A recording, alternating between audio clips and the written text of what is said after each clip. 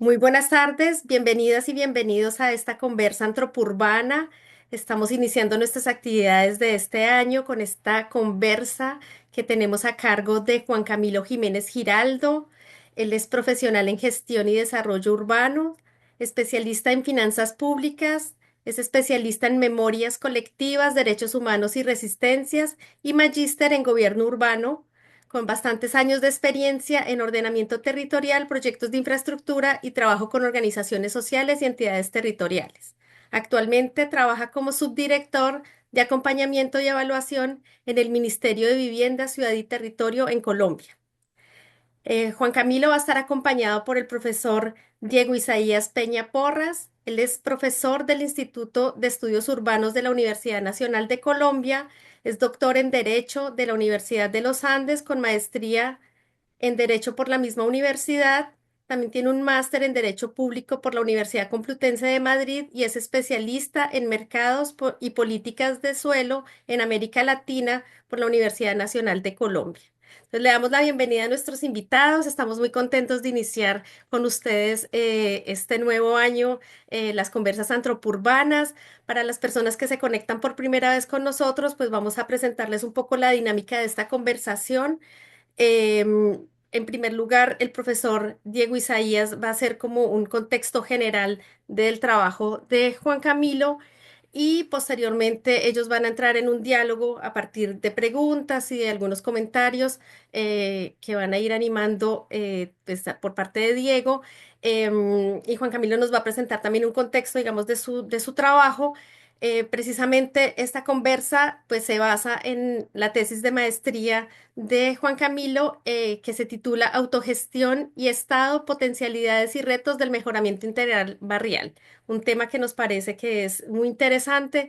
Entonces, las personas que quieran compartir sus comentarios y preguntas las pueden ir dejando a través del chat del Zoom y posteriormente las vamos a retomar en el momento de intercambios. Pero también vamos a dar en ese momento la posibilidad de que se abra el micrófono para hacerlas de viva voz. Nos parece que así es mucho más animado, digamos, como hacer esta discusión entre todas y todas las personas que se encuentran hoy con nosotros.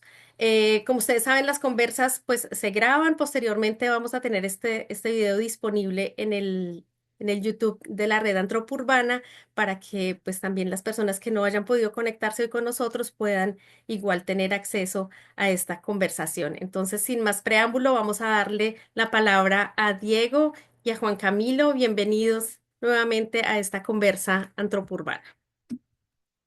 Bueno, muy buenas tardes a todas y todos. Muchísimas gracias, pues, por esta invitación. Yo creo que siempre es un gran placer comentar trabajos, pues, desarrollados en el marco de la actividad que tenemos nosotros desde el Instituto de Estudios Urbanos de la Universidad Nacional de Colombia y particularmente, pues, este trabajo desarrollado por Juan Camilo, con quien estuvimos trabajando durante digamos, tal vez 2 años, avanzando en esta discusión, pues que resulta determinante para el desarrollo, digamos que urbano en nuestra región y podríamos decir que a nivel general. Yo no quiero alargarme mucho, me parece que lo más importante de la conversación sin duda vendrá de parte de la experiencia que nos va a poder plantear Juan Camilo. Eh, yo querría partir por lo siguiente. La primera vez que hablamos, si yo no estoy mal, de las primeras veces que hablamos con Juan Camilo sobre su trabajo final de máster, a mí me llamó mucho la atención como la inclinación que tenía el trabajo por varias razones. Por un lado, tocaba un tema que es fundamental para todos nosotros en el contexto latinoamericano, que es naturalmente el tema del desarrollo informal habitacional, como uno de los patrones más distintivos de nuestra región en términos de la manera como se ha dado respuesta al déficit habitacional en nuestros países. Ese era un elemento determinante del trabajo de Juan Camilo. El otro tema venía articulado con la política pública de mejoramiento integral de barrios, Y ligado con eso, tal vez un componente conceptual que era muy importante, que me imagino que Juan Camilo lo planteará en en su exposición, que tiene que ver con el tema del derecho a la ciudad. El concepto de derecho a la ciudad, que como decía una profesora de la Universidad de la UNAD de Madrid hace un tiempo, la escuchaba yo en una conferencia y ella decía, no, el tema del derecho a a la ciudad se nos ha convertido como en una especie de mantra, como que en todas partes escuchamos hablar del derecho a la ciudad y nos parece fantástico hablar del derecho a la ciudad, pero no sabemos muy bien eso en últimas a qué se termina refiriendo. Eh, y cuando Juan Camilo me habló del derecho a la ciudad como concepto que iba a tratar, pues obviamente entrábamos un poco en esa arena movediza que es el derecho a la ciudad como concepto académicamente construido desde la época del Lefebvre, digamos, ya hace 50 años, ya casi 50 años que empieza a aparecer esta noción y que parece como tan atractiva y tan atrayente para muchos, pero que también tiene ciertas dificultades para poder concretarla como en el contexto real. Y pues Juan Camilo traía una hipótesis que a mí me pareció muy sugerente. De hecho, yo creo que es de los trabajos en los que yo más me he entusiasmado desde el inicio por la hipótesis que planteaba, ¿no? Porque era una hipótesis que ya traía un componente crítico, eh, mm, identificado con un componente adicional de lo que planteaba Juan Camilo, y es la articulación con los planes de mejoramiento integral en Colombia, que no son tan nuevos, no son tan viejos. Es decir, nosotros, la historia de la informalidad en Colombia, pues tiene muchos años sin duda y obviamente se profundizó a partir de mediados del siglo pasado, como probablemente pasó en buena parte de los países de América Latina, un poquito más tarde que los países del Cono Sur y probablemente que México. Pero digamos que en Colombia tuvimos una característica y es que el patrón de crecimiento informal estuvo, digamos, acompañado de un crecimiento urbanístico, de un crecimiento poblacional muy fuerte y el incremento, digamos, de la urbanización, eh, con una curva, digamos, de aceleramiento muy alta a finales del siglo pasado, que mientras que en otras ciudades de América Latina ya estaba bajando un poco. Digamos que en el caso por lo menos de Bogotá estaba incrementándose y acelerándose. Y en las ciudades intermedias también, digamos que venía en ese proceso de ascenso.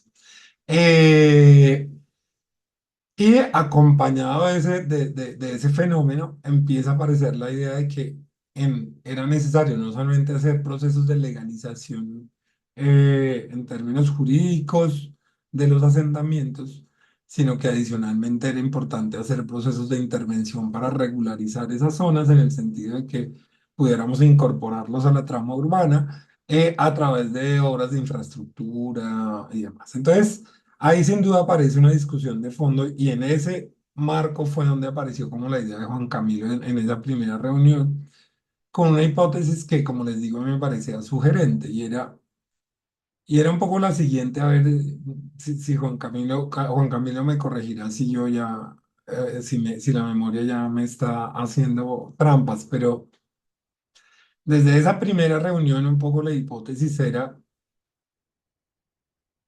si hay algo con lo que uno puede identificar el derecho a la ciudad desde la perspectiva del derecho a la participación de los habitantes en la construcción de la ciudad, que es uno de los componentes tal vez más importantes del derecho a la ciudad, es ese reclamo que aparece desde la época de Lefebvre y después sigue con Harvey, que sigue con Soja, etcétera, que viene un conjunto de autores que empiezan a decir la ciudad no es de los habitantes, la ciudad es del mercado, la ciudad es del capital. Parte del reclamo que tenemos sobre las ciudades, necesitamos que la ciudad vuelva a manos de las personas. Sí, es como un componente central de la discusión original de lo que es el derecho a la ciudad. Entonces, visto desde esa perspectiva, que no es la única, un poco Juan Camilo lo que intuía en el marco de esa discusión era, pues probablemente si estamos hablando de procesos de apropiación de la ciudad, podríamos decir que una de las manifestaciones más importantes del derecho a la ciudad, pues es la informalidad, porque la informalidad se construye a través de procesos de autogestión, donde hay una participación comunitaria muy fuerte. Y eso hace de alguna manera hacer más vigente el reclamo de aquellos teóricos del derecho a la ciudad. Es una ciudad construida por la gente, con el esfuerzo de la gente, con la lucha de la gente, con la lucha de la comunidad y de alguna manera a partir del criterio de la comunidad. Es decir, casi que no habría una expresión más favorable al derecho a la ciudad que la autogestión de la vivienda y del barrio, en la medida en que de una u otra manera es la comunidad la que se desarrolla allí. Eso por supuesto que puede ser una hipótesis todavía que se podría sostener todavía hoy, eh, pero que tampoco, que obviamente tiene sus debilidades, debilidades en la medida en que cualquiera podría llegar a decir, bueno, pero ¿cómo es esa manera de apropiación? Y si y yo tengo que ver eso en un contexto más general, porque la ciudad al mismo tiempo se está construyendo por el gran capital en otras partes, y de alguna manera lo que la gente está tratando es más de sobrevivir que construir la ciudad en sí misma.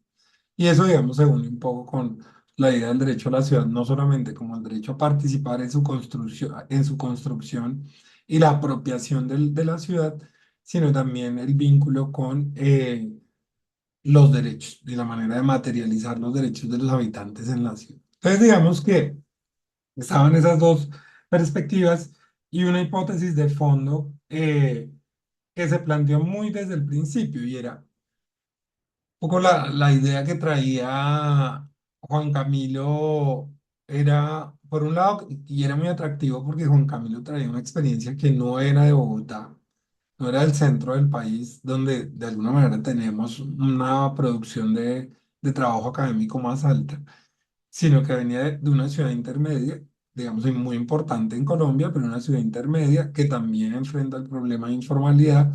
Y entonces Juan Camilo decía, bueno, el tema es que obviamente el Estado ha empezado a actuar y empieza a establecer un conjunto de medidas para intervenir esa realidad, porque ya es algo inevitable, es decir, o se permite que el asentamiento se quede como está y se deja que las comunidades se sigan defendiendo como pueden, o hacemos que el Estado intervenga mejorando unas cosas estructurales vinculadas, por ejemplo, a la dotación de servicios públicos básicos y algunos servicios, digamos, recreacionales.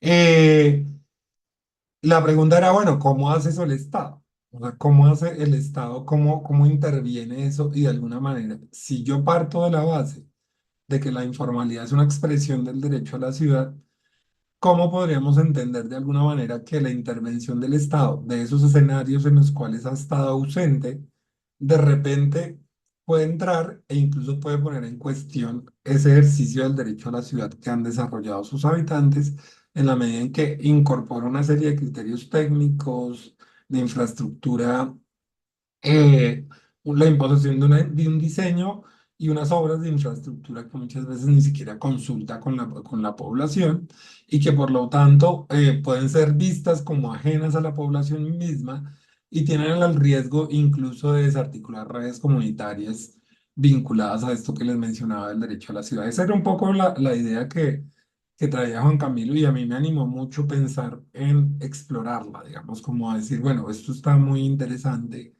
porque conceptualmente nos cuadra muy bien, ¿cierto? Y desde el punto de vista de la teoría crítica, digamos, del urbanismo, nos cuadra muy bien. Es como decir, el Estado no solamente es ausente, sino que se ausenta, permite que las personas resuelvan un problema que en principio uno diría es parte de los problemas que debería resolver el Estado, sino que adicionalmente cuando actúa, actúa en detrimento de los derechos de la misma comunidad, entendiendo esos derechos como lo acabo yo de mencionar.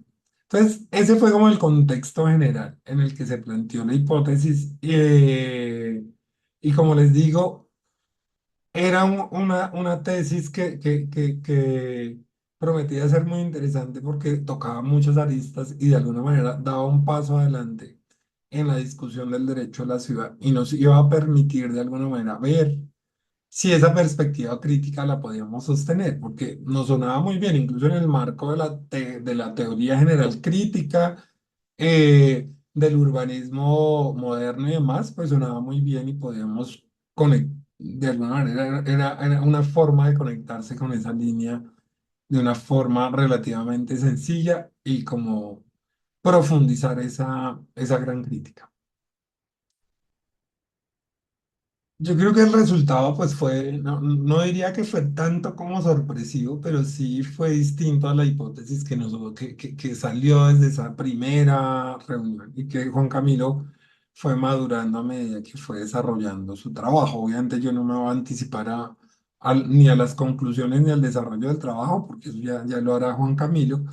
Simplemente querría dejar un poco el planteamiento allí. Creo que no es un planteamiento inacabado. Lo que hace Juan Camilo es una revisión de un caso concreto en una ciudad intermedia del país que arroja unos resultados que a mi juicio fueron tremendamente interesantes y muy sugestivos, tanto en relación con el trabajo comunitario como la intervención del Estado sobre las zonas de origen informal. Creo que es un trabajo en ese sentido que genera como muchas luces sobre ese tema particular, pero como les digo, abre como unos espacios para pensar si eso necesariamente es replicable o no en otras partes, no solamente de Colombia, sino de América Latina.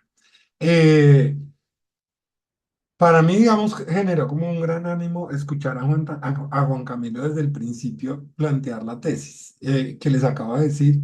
Eh, Y de allí en adelante fue que empezamos a trabajar y hasta allí creo que considero pertinente como hacer esa presentación inicial por parte mía, en la medida en que ya de allí en adelante el trabajo más intenso fue el trabajo desarrollado por Juan Camilo en términos de su exploración, que involucró varios elementos. Digamos que la maestría que nosotros tenemos es una maestría que pretende ser interdisciplinaria y encontrar eso es difícil en proyectos de maestría en los que, digamos, en general no se cuenta con financiación suficiente. Sin embargo, digamos que Juan Camilo creo que se involucró bastante en su trabajo en el medio de todas las dificultades de estar trabajando al mismo tiempo y demás, y logró un análisis conceptual muy interesante porque logró profundizar mucho en estos temas de justicia espacial, de derecho a la ciudad, etcétera. Vinculó el tema de trabajo de campo articulándose también con la posibilidad de hablar directamente con las comunidades y con líderes, digamos, políticos de la región. Y adicionalmente logró articular el tema del trabajo público, al cual, digamos, él ha sido muy cercano desde hace ya unos tiempos.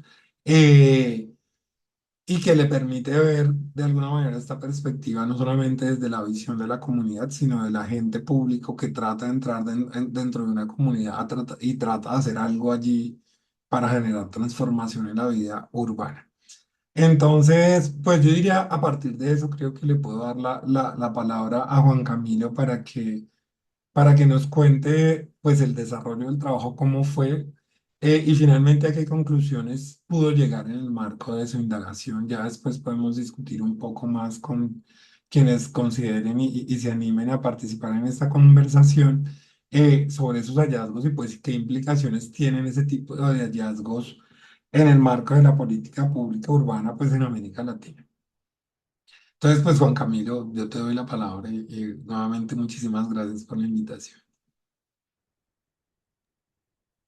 Muchas gracias, profesor Diego, a quien siempre estaré profundamente agradecido por acompañarme en este ejercicio, animándome mientras comparto pantalla, quizás a profundizar en esa primera idea de lo que es el derecho a la ciudad, porque quienes hemos estado de alguna manera vinculados, digamos, con los procesos sociales, me confirman si ahí ven mi pantalla. Sí, Sí, está bien. estamos bien. Listo. Quienes hemos estado ya, digamos, vinculados con procesos sociales, pues siempre hemos tenido la inquietud o en términos inclusive hasta la preocupación creo que se me salió, pero ya lo Sí, veo. salió. La preocupación de lo que significa el derecho a la ciudad, que bien lo decía el profesor, y termina siendo como, y discúlpenme la expresión, pero, pero de alguna manera un cierto comodín. Entonces todo el mundo apela al derecho a la ciudad para presentar una serie de reivindicaciones sociales, urbanas, pero pues vale la pena siempre tratar de profundizar un poco más en torno a lo que es esa idea. Yo creo que el contexto está claro que acaba de dar el profesor, ese fue el marco en el cual nos aventuramos en esto. Yo voy a tratar de no demorarme mucho para que podamos conversar. Quizás igual son 15 diapositivas, no es tampoco tanto. Eh, esta es la sesión del día de hoy. Un poco la pregunta inicial que teníamos y que, como bien lo señala el profesor, era, ya daba ahí cuenta de la preocupación y era si los proyectos o el mejoramiento integral barrial reconocían y fortalecían todo el proceso de construcción social del hábitat o si por el contrario lo que tenían era en el fondo una intención de normalizar los procesos de informalidad urbana sin pegarle, digamos, al mejoramiento estructural de las relaciones a nivel territorial, que yo creo que ahí hay una premisa importante y es el derecho a la ciudad, si uno inclusive lo profundiza conceptualmente, pues no se puede entender como la sumatoria de ciertos componentes. Es decir, no es una fórmula en la que yo diga vías, más agua, más equipamientos, más redes, igual derecho a la ciudad, que era otra desde las preocupaciones ya técnicas en las cuales yo me enfrentaba. Y es que en el mundo técnico muchas veces se tiende a confundir. Entonces, por un lado, en la lucha social, todo es derecho a la ciudad. Y por el lado, en el mundo técnico, entonces cualquier cosa que le pegue ahí a dos indicadores es derecho a la ciudad. Y un poco lo que necesitábamos era entender unas relaciones de nivel territorial donde en cabeza de las propias comunidades y a través de una perspectiva histórica se empiezan a tejer unas relaciones que vale la pena analizar qué pasa cuando llega el Estado, como bien lo señalaba el profesor, y también profundizar un poco las hipótesis que eso daba. No, no es tan sencillo decir que el Estado no sirve para nada y no es tampoco tan sencillo decir que el Estado todo lo arregla. Un poco lo que hicimos metodológicamente, había una articulación a través de la Junta de Acción Comunal. La Junta de Acción Comunal nos permitió, digamos, representar ahí ciertos espacios comunitarios interesantes, importantes. Es un barrio que ya aquí, digamos, esto ya es, no era objeto de mi investigación ni fue objeto de la presentación en el marco de la universidad, pero pues aprovechando la conversación lo podemos decir. Eh, quien lideró el proceso de asentamiento del barrio, después fue el primer presidente de Junta de Acción Comunal, después fue concejal de la ciudad y hoy es candidato a la Cámara. Es un barrio políticamente muy cerrado. De hecho, la relación interesante al inicio, abierta, formal, jovial, yo diría que de alguna manera solidaria y hasta en cierto modo de compañerismo, en la medida en que íbamos profundizando en la investigación, se fue cerrando, casi como si hubiera de pronto una prevención a que la investigación diera lugar a trasladar a un escenario político electoral. Eso no es menor, ¿cierto? Digamos, ese tipo de relaciones son las que van también perfilando pues también la historia del mismo territorio. Tuvimos fuentes escritas, orales, visuales, bastantes fotografías, y ahí hicimos, tratamos de jugar ahí con unos diálogos en lógica comunitaria, académica y técnica, pues porque es la forma en la que uno entiende los procesos de informalidad, formalidad, de transiciones, de tensiones.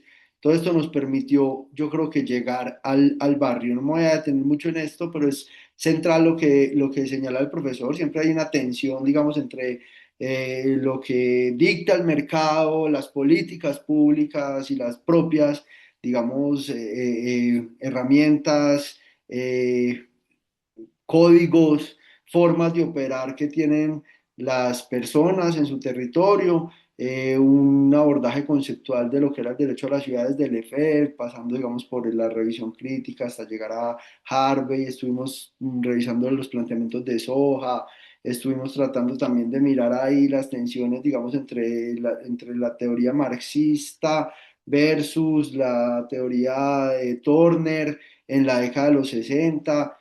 Todo eso permitió tener, digamos, unas profundidades conceptuales hasta llegar al barrio como tal, que es importante, y en esto voy a pasar rápido, pero me parece clave en una conversa, digamos, de la red antropurbana, y es que el proceso de colonización o el proceso, digamos, de asentamiento de la colonización antioqueña y el auge del café fueron determinantes para que se fuera generando un epicentro urbano. Entonces, cuando uno mira acá, por ejemplo, la superficie en hectáreas que había en la región entre 1915 a 1956, en periodos de 4 décadas, pues tenía un crecimiento exponencial. Eso por un lado fue generando la idea de una ciudad que le abría las puertas y las posibilidades económicas a todos, pero por el otro lado también iba generando procesos de segregación socioespacial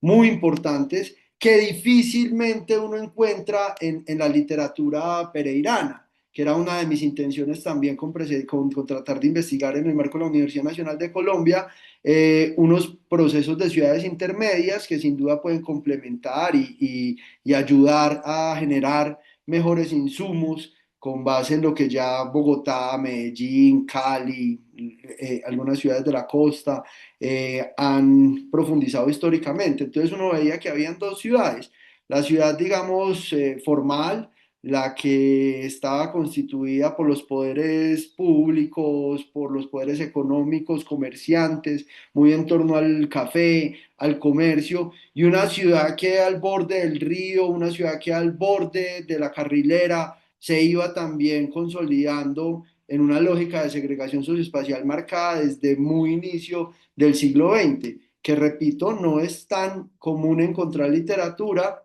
en la ciudad. Y eso se empezó a ver en los censos poblacionales.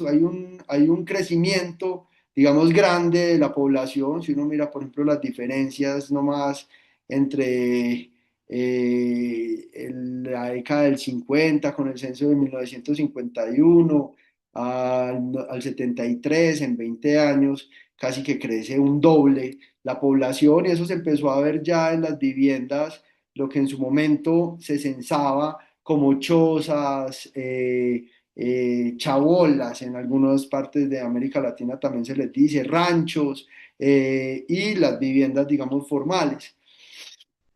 Y se fue también consolidando un sector al occidente de la ciudad que, que fue generando y consolidando un hito de la autogestión, yo diría que en la región inclusive del eje cafetero, que es el sector de Cuba, conocido como la ciudad de la Cuba, que está aquí en la parte izquierda del mapa.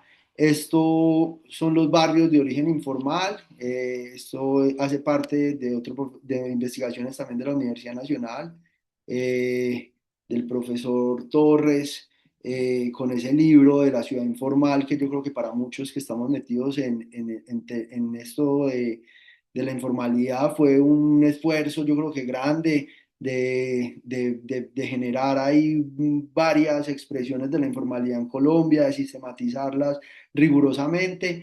Y fuimos entonces, junto con el profesor Diego, cotejando la información que se producía, por ejemplo, en los libros como este de la ciudad informal, con informaciones de libros y de literatura local. Y al lado derecho de la pantalla vemos, por ejemplo, estas cartografías se hicieron en el marco del trabajo, las diferentes formas, digamos, de ir también consolidando planes de vivienda, invasiones, urbanizaciones, y cómo en las diferentes comunas ya se iba consolidando en Pereira también una ciudad informal que poco narraban, digamos, los libros o la literatura oficial. Es importante también señalar que hay, en términos de gestión del suelo, y esto no solo en Colombia, sino que en América Latina, pues existe la urbanización pirata o el loteo informal de los lotes, las tomas de terrenos que, pues en países como Argentina se dio bastante. Los acuerdos patronales, esto se dio mucho en los cerros orientales de Bogotá, sobre todo con las ladrilleras o con las canteras. Y en términos de la construcción o los lotes con servicios que el Instituto de Crédito Territorial, de hecho, en Pereira, en el sector estudiado, los 2.500 lotes, que fue un proceso de lotes con servicio, sin duda yo creo que logró consolidar ese sector de Cuba en Pereira y por supuesto en términos de la construcción de las soluciones habitacionales, pues en la autogestión existe la construcción delegada y la autoconstrucción.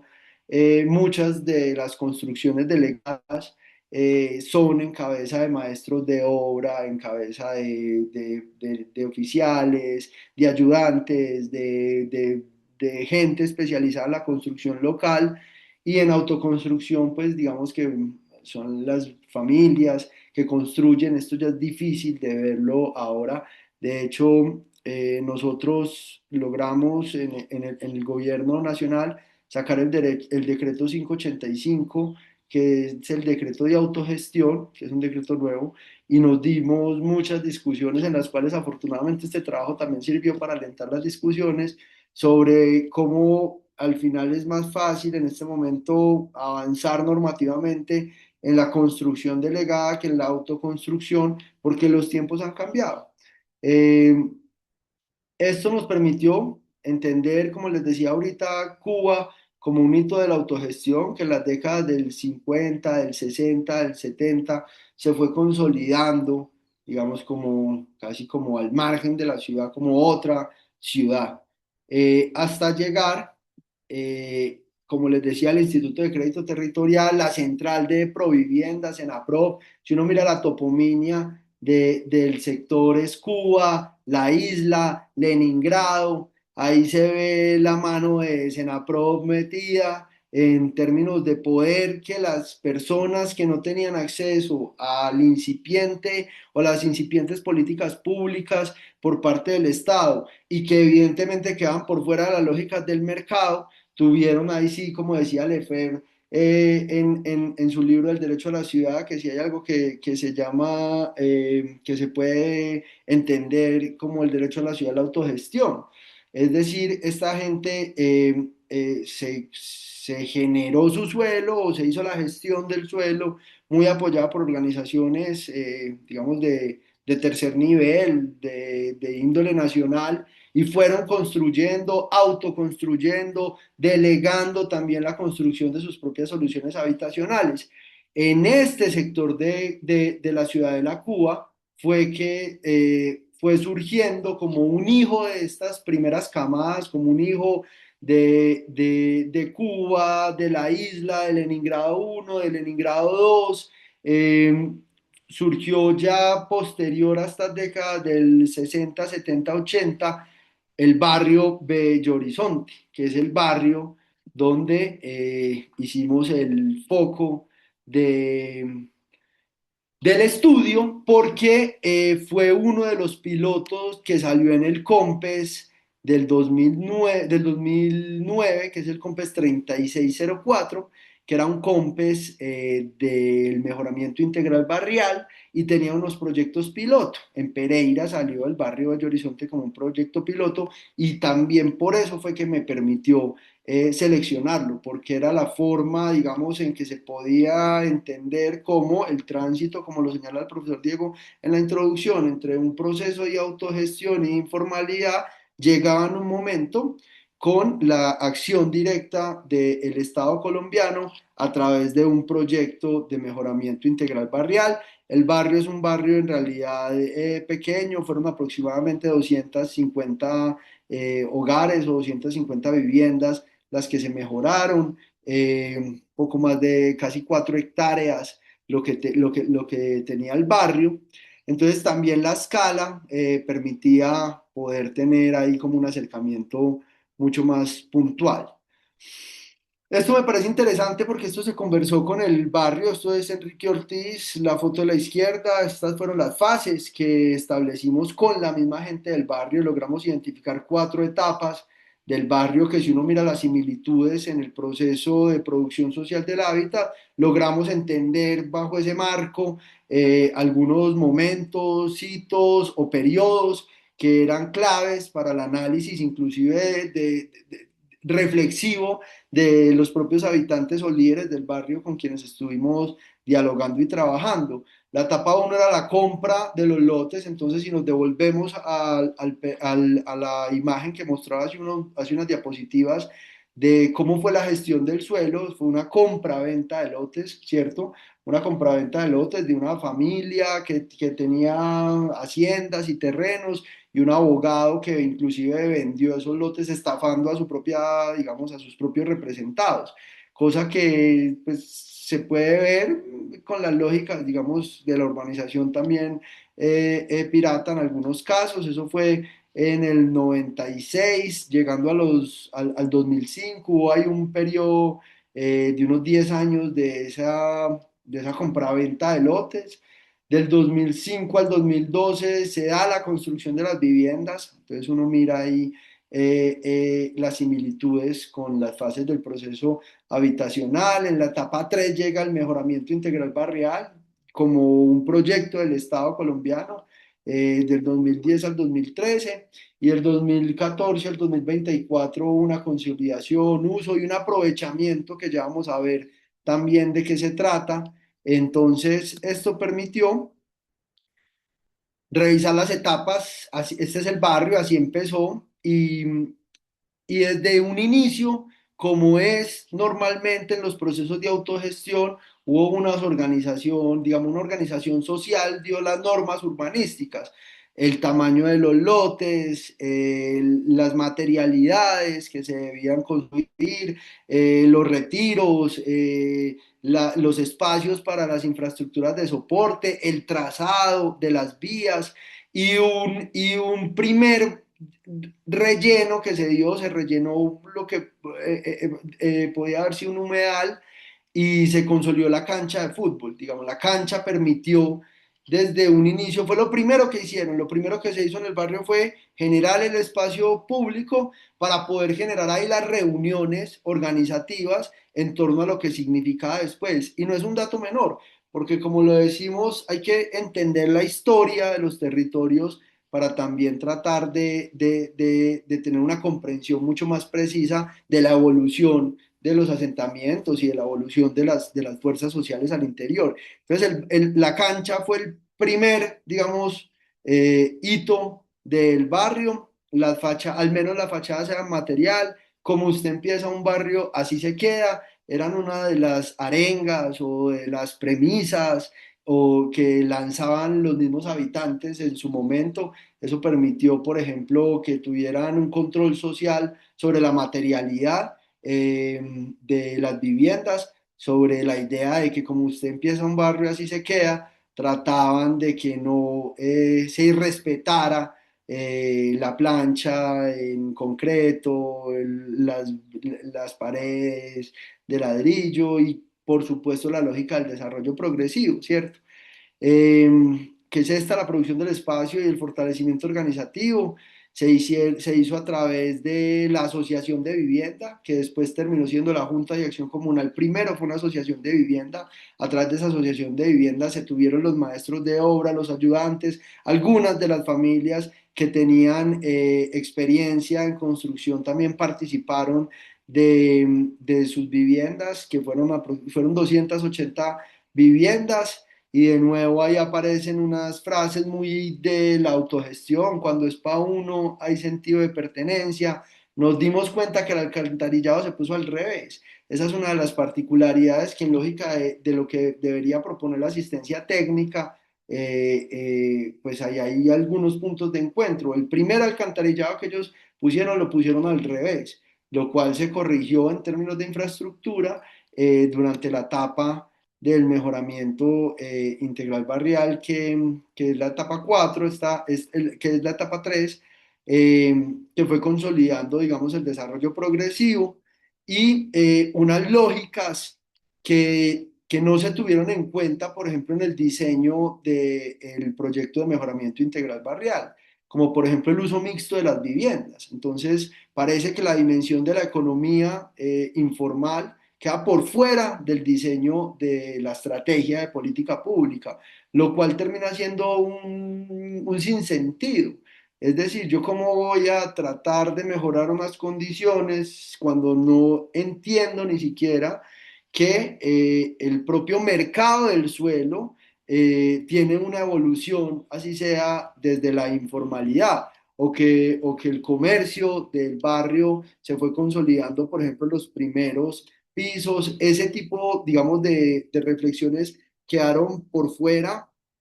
eh, También quedó por fuera la lógica de la progresividad, que hoy es y que siempre ha sido, digamos, una lógica permanente de la autogestión. Muchas de las familias arrancan con su primer piso, después sus hijos construyen el segundo, después empiezan a arrendar viviendas, por eso es que las fachadas sacan escaleras o independizan sus puertas. Esas son las lógicas de la informalidad que pareciera que cuando llegan a las políticas públicas, pues no se contemplan desde el diseño. Sin embargo, a pesar de que en el diseño no hubo, digamos, mucha participación comunitaria, sí se establecieron las vías, se establecieron el alcantarillado, se estableció la cancha, y sale, digamos, los componentes de obra, que son las redes eléctricas, el acueducto alcantarillado, las vías, la cancha deportiva y un componente, digamos, de diseño.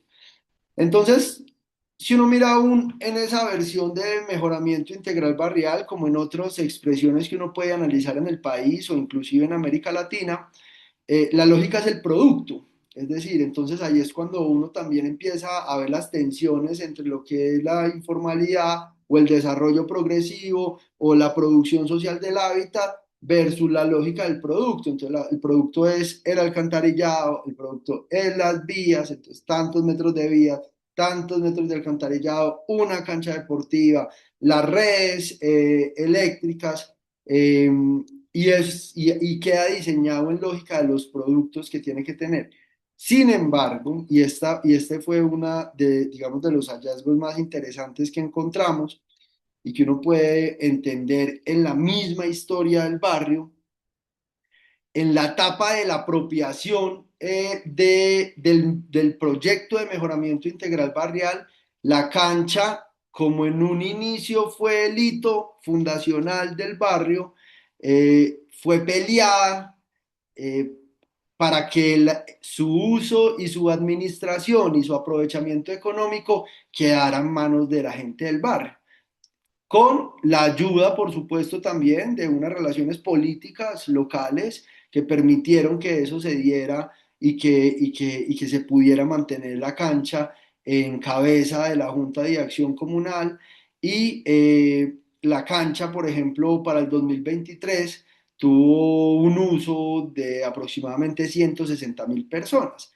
Entonces, cuando uno mira, la cancha tiene inclusive una lógica metropolitana que también es interesante que eso se empezara a adecuar a la política pública o al diseño de los proyectos de mejoramiento y son las escalas. Si bien el barrio es de 4 hectáreas y parece que estuviera en un enclave de lo que es la ciudad de la Cuba, cuando uno mira el uso y el aprovechamiento de la cancha, hay torneos de taxistas, hay torneos de cooperativas de buses que integran La Virginia, Santa Rosa, Manizales, Pereira, inclusive ahí hay una lógica de un uso mucho más grande, donde en su momento, en ese periodo, que fue el que se analizó en términos económicos, al menos un poco más del 6% de personas pagaron por el servicio, es decir, a 10.300 lo tengo acá, pagaron por el servicio y eso permitió apalancar varios, digamos, actividades, proyectos. Esto es un poco el personas por mes alrededor de las actividades de la cancha.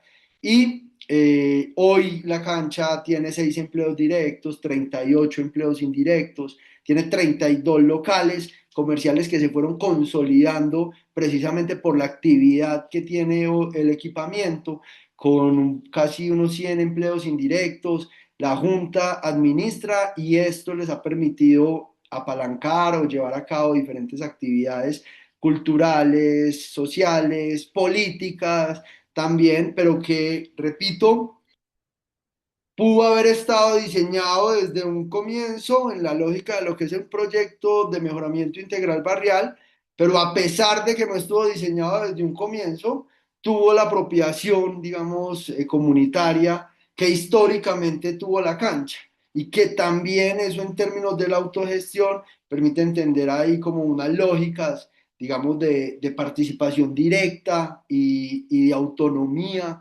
territorial que, pues, que afloran, así se tengan proyectos donde el Estado pone los recursos y mejora las condiciones de infraestructura.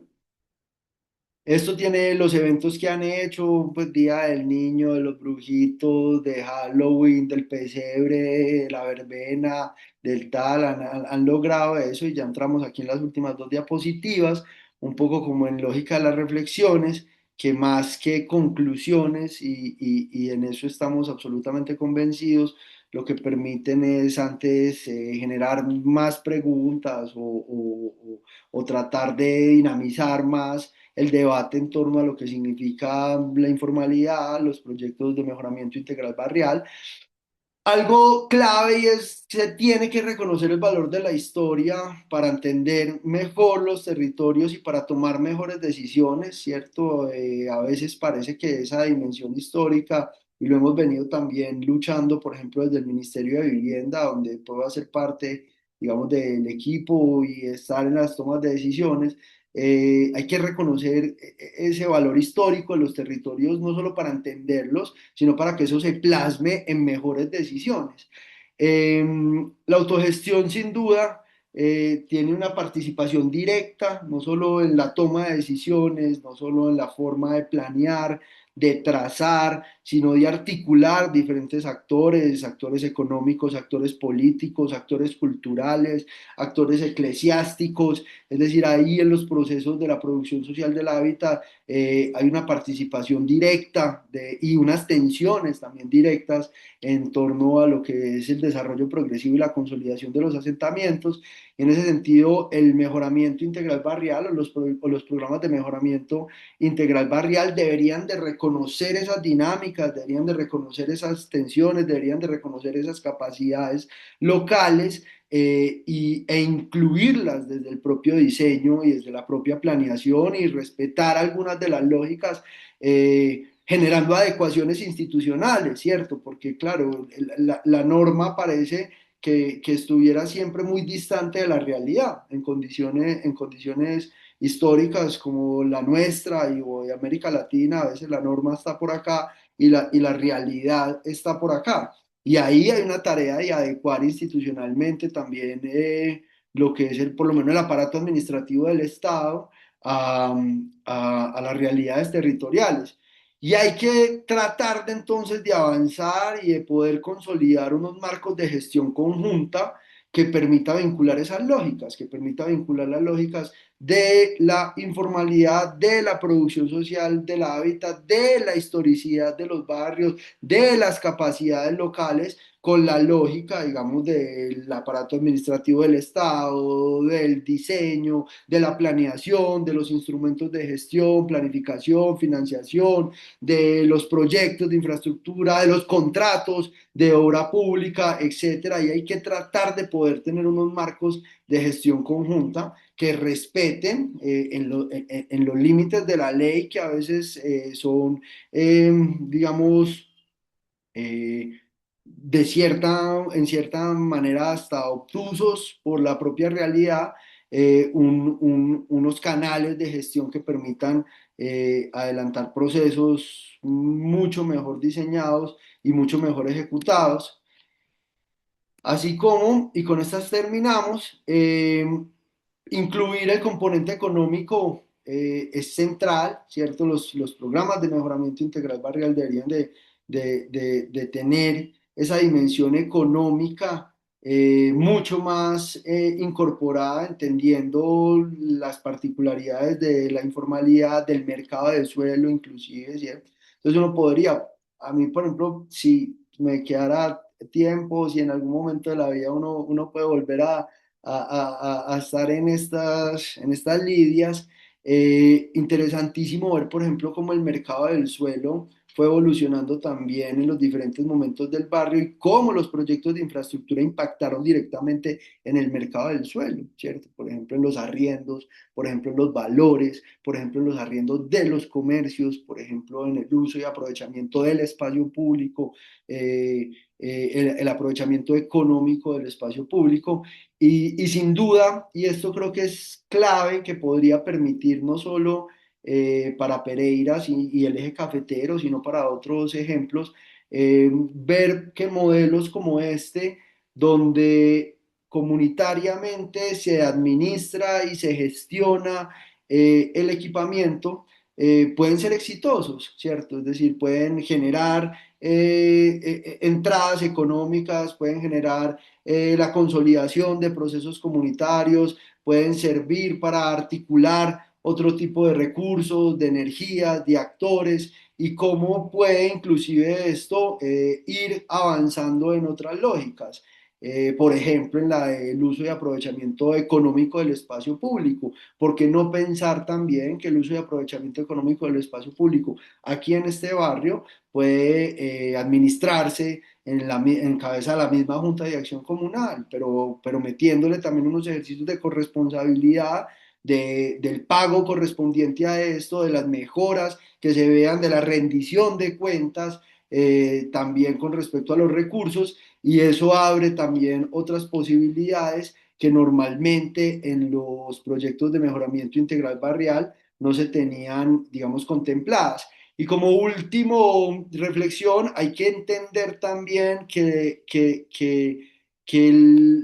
digamos, la ciudad formal versus la ciudad informal. Hoy el barrio se está acercando por proyectos, muchos de ellos eh, bajo la fachada de viviendas de interés social, que es otro de los grandes debates que tenemos en este país, y es para quién es la vivienda de interés social en este país, ¿cierto? Porque evidentemente lo que se ha venido construyendo en manos del mercado sí que le ha impactado a una clase media, una clase que puede ser sujeta de crédito, que puede tener la capacidad de ahorro, que puede vincularse, pero no ha sido la vivienda de interés social para las clases con menos posibilidades y con menos recursos. Y hoy el barrio se ha venido cerrando o cercando por proyectos inmobiliarios, muchos de esos bajo el subsidio familiar de vivienda en términos de vivienda de interés social, que parece que no tuvieran relación unos de los otros. Entonces, mejor dicho, lo que se ve es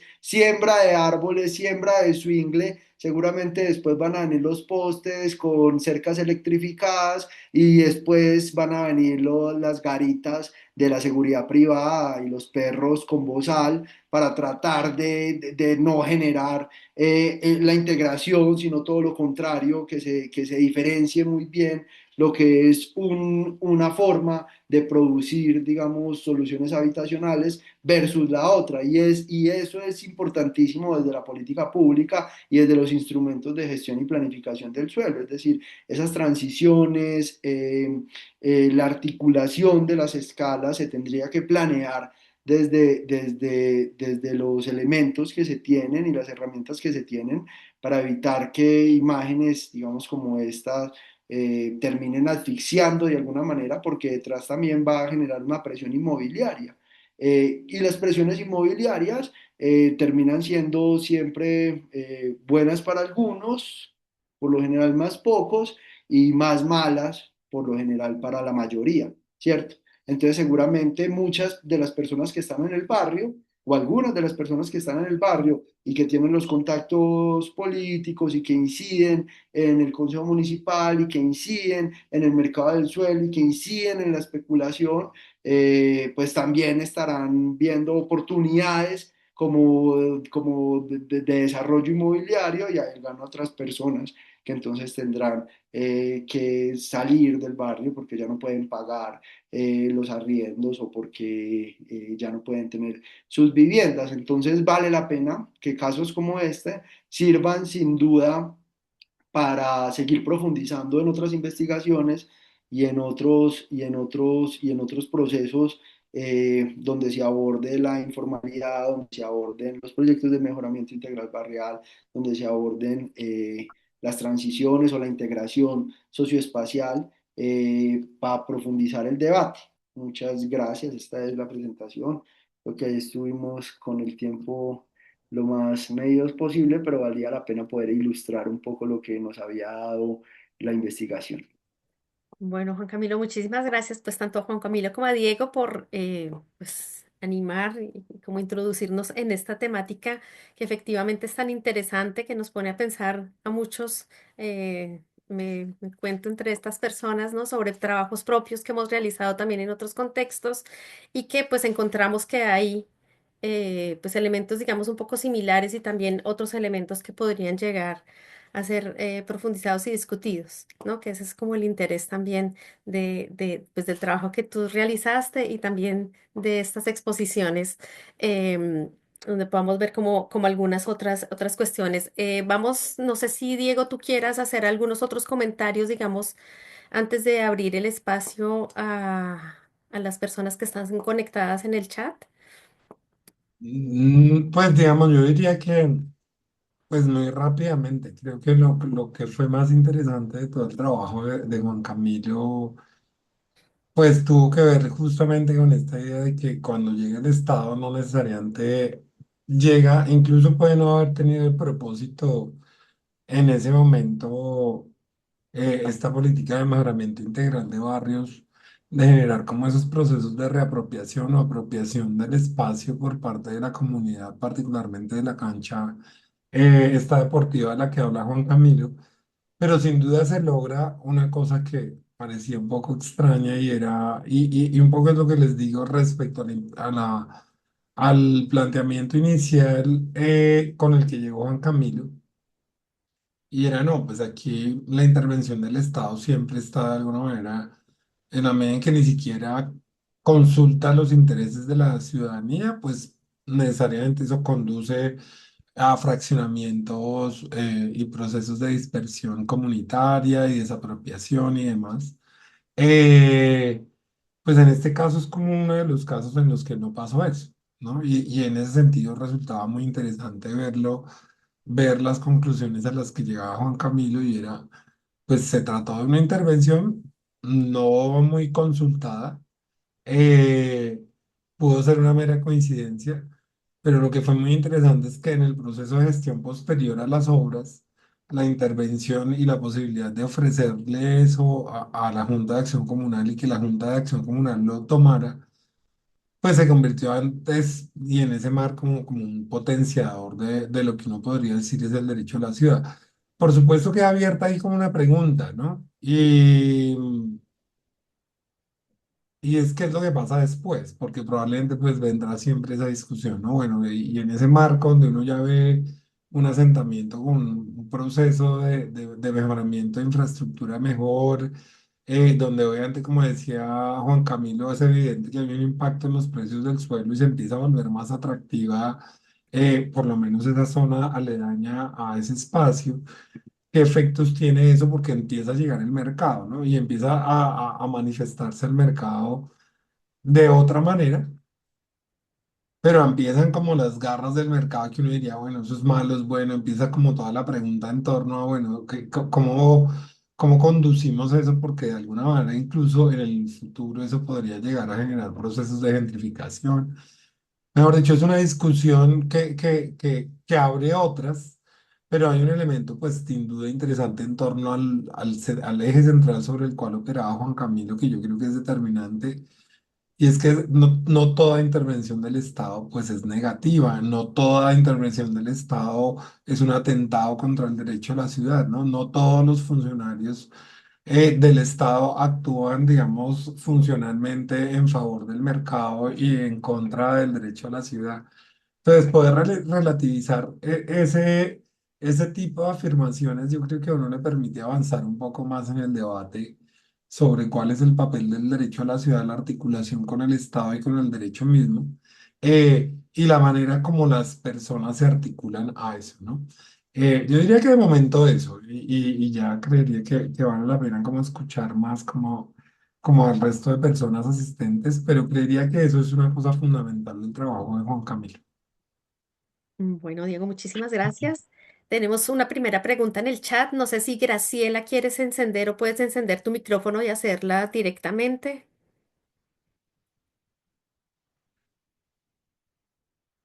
Sí, sí. eh, Adelante. mu- Muchas gracias, Juan Camilo. Es muy interesante ver esta investigación, este desarrollo que has realizado. Y mi pregunta tiene que ver con la gestión del espacio, bueno, el componente económico de la gestión del espacio.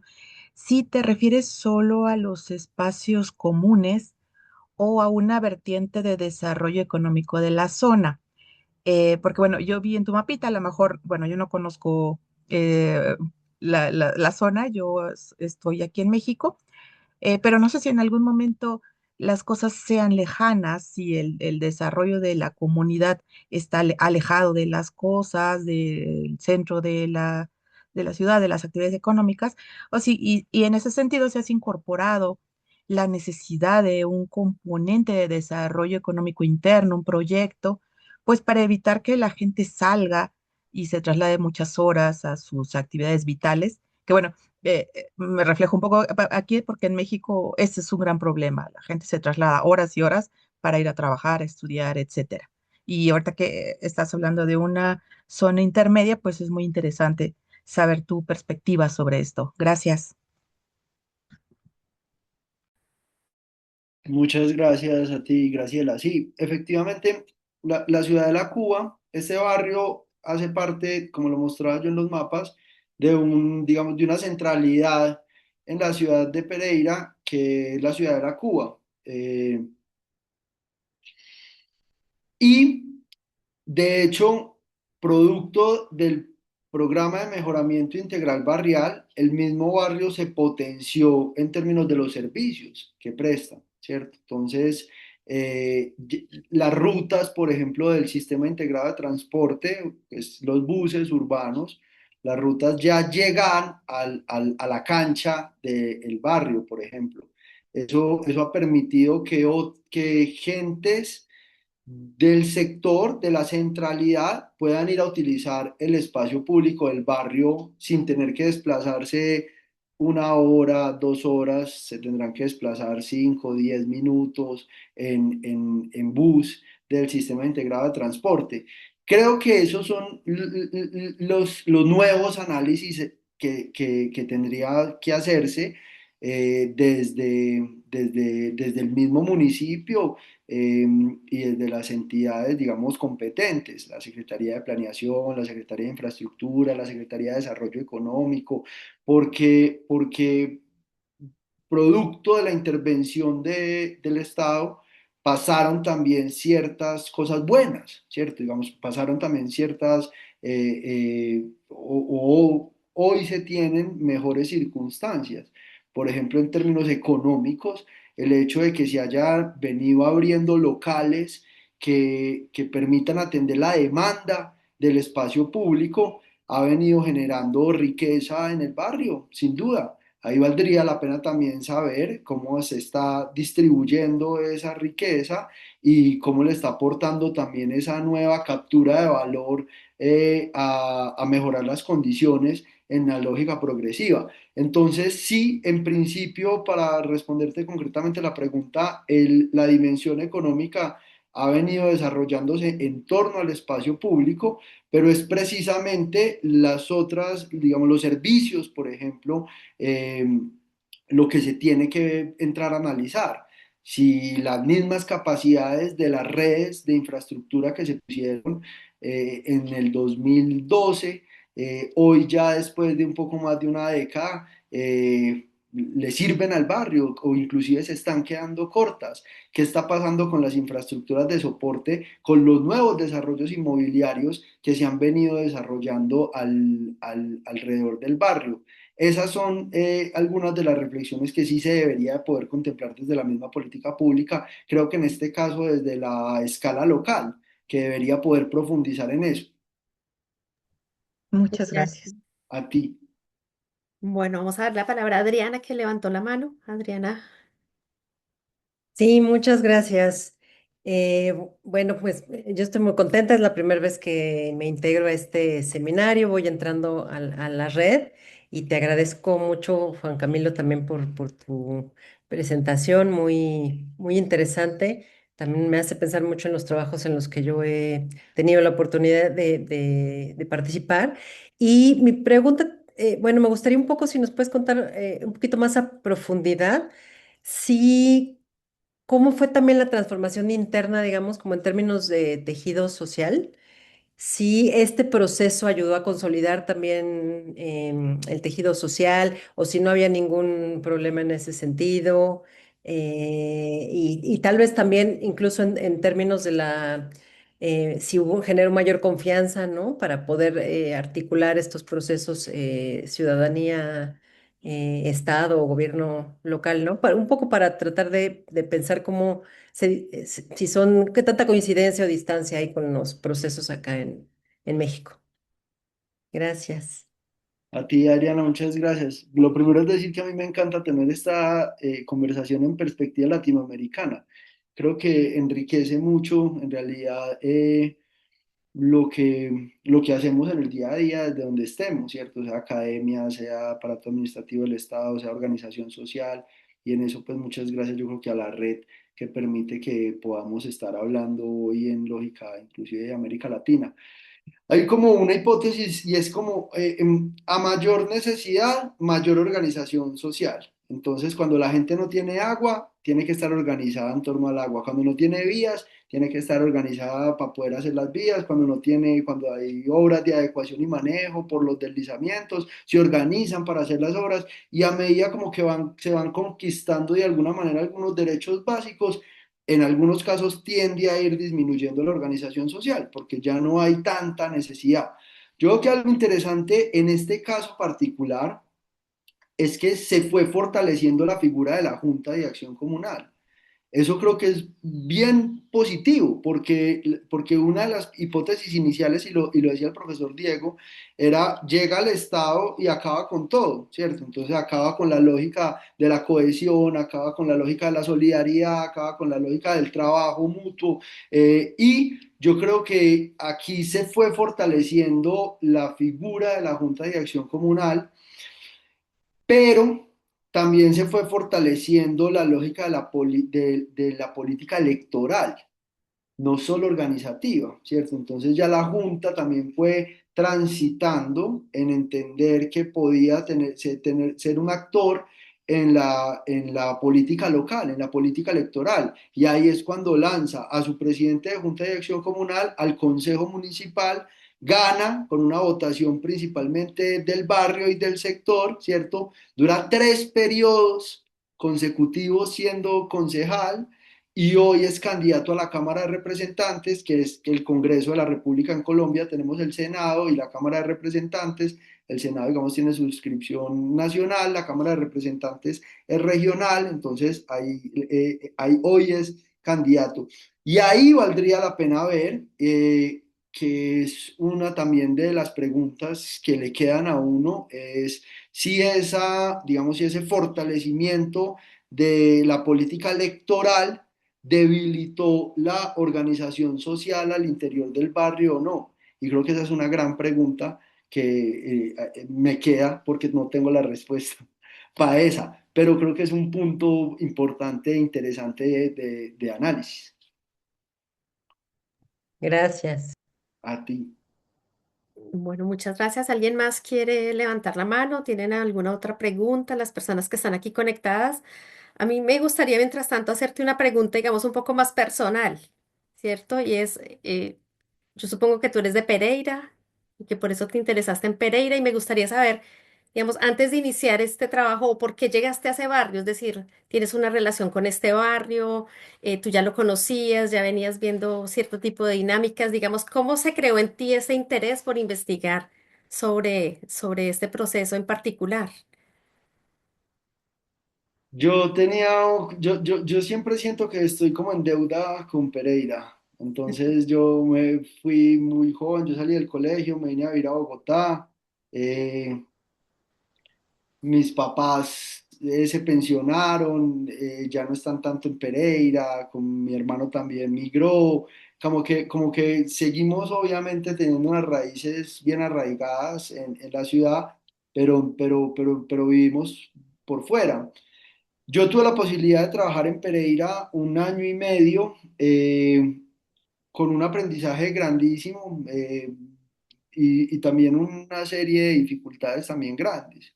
Creo que las condiciones ahí de la política local son complejas, bien complejas. Entonces dije, quiero tener un caso de estudio de Pereira. Y la Ciudadela Cuba es un hito de autogestión, digamos, yo creo que cualquier persona, por lo menos en la región, ¿cierto? En la región del eje cafetero, en los departamentos del Quindío, de Caldas, de Risaralda, reconoce en la Ciudadela Cuba un lugar, digamos, que alberga un proceso histórico importante en la región.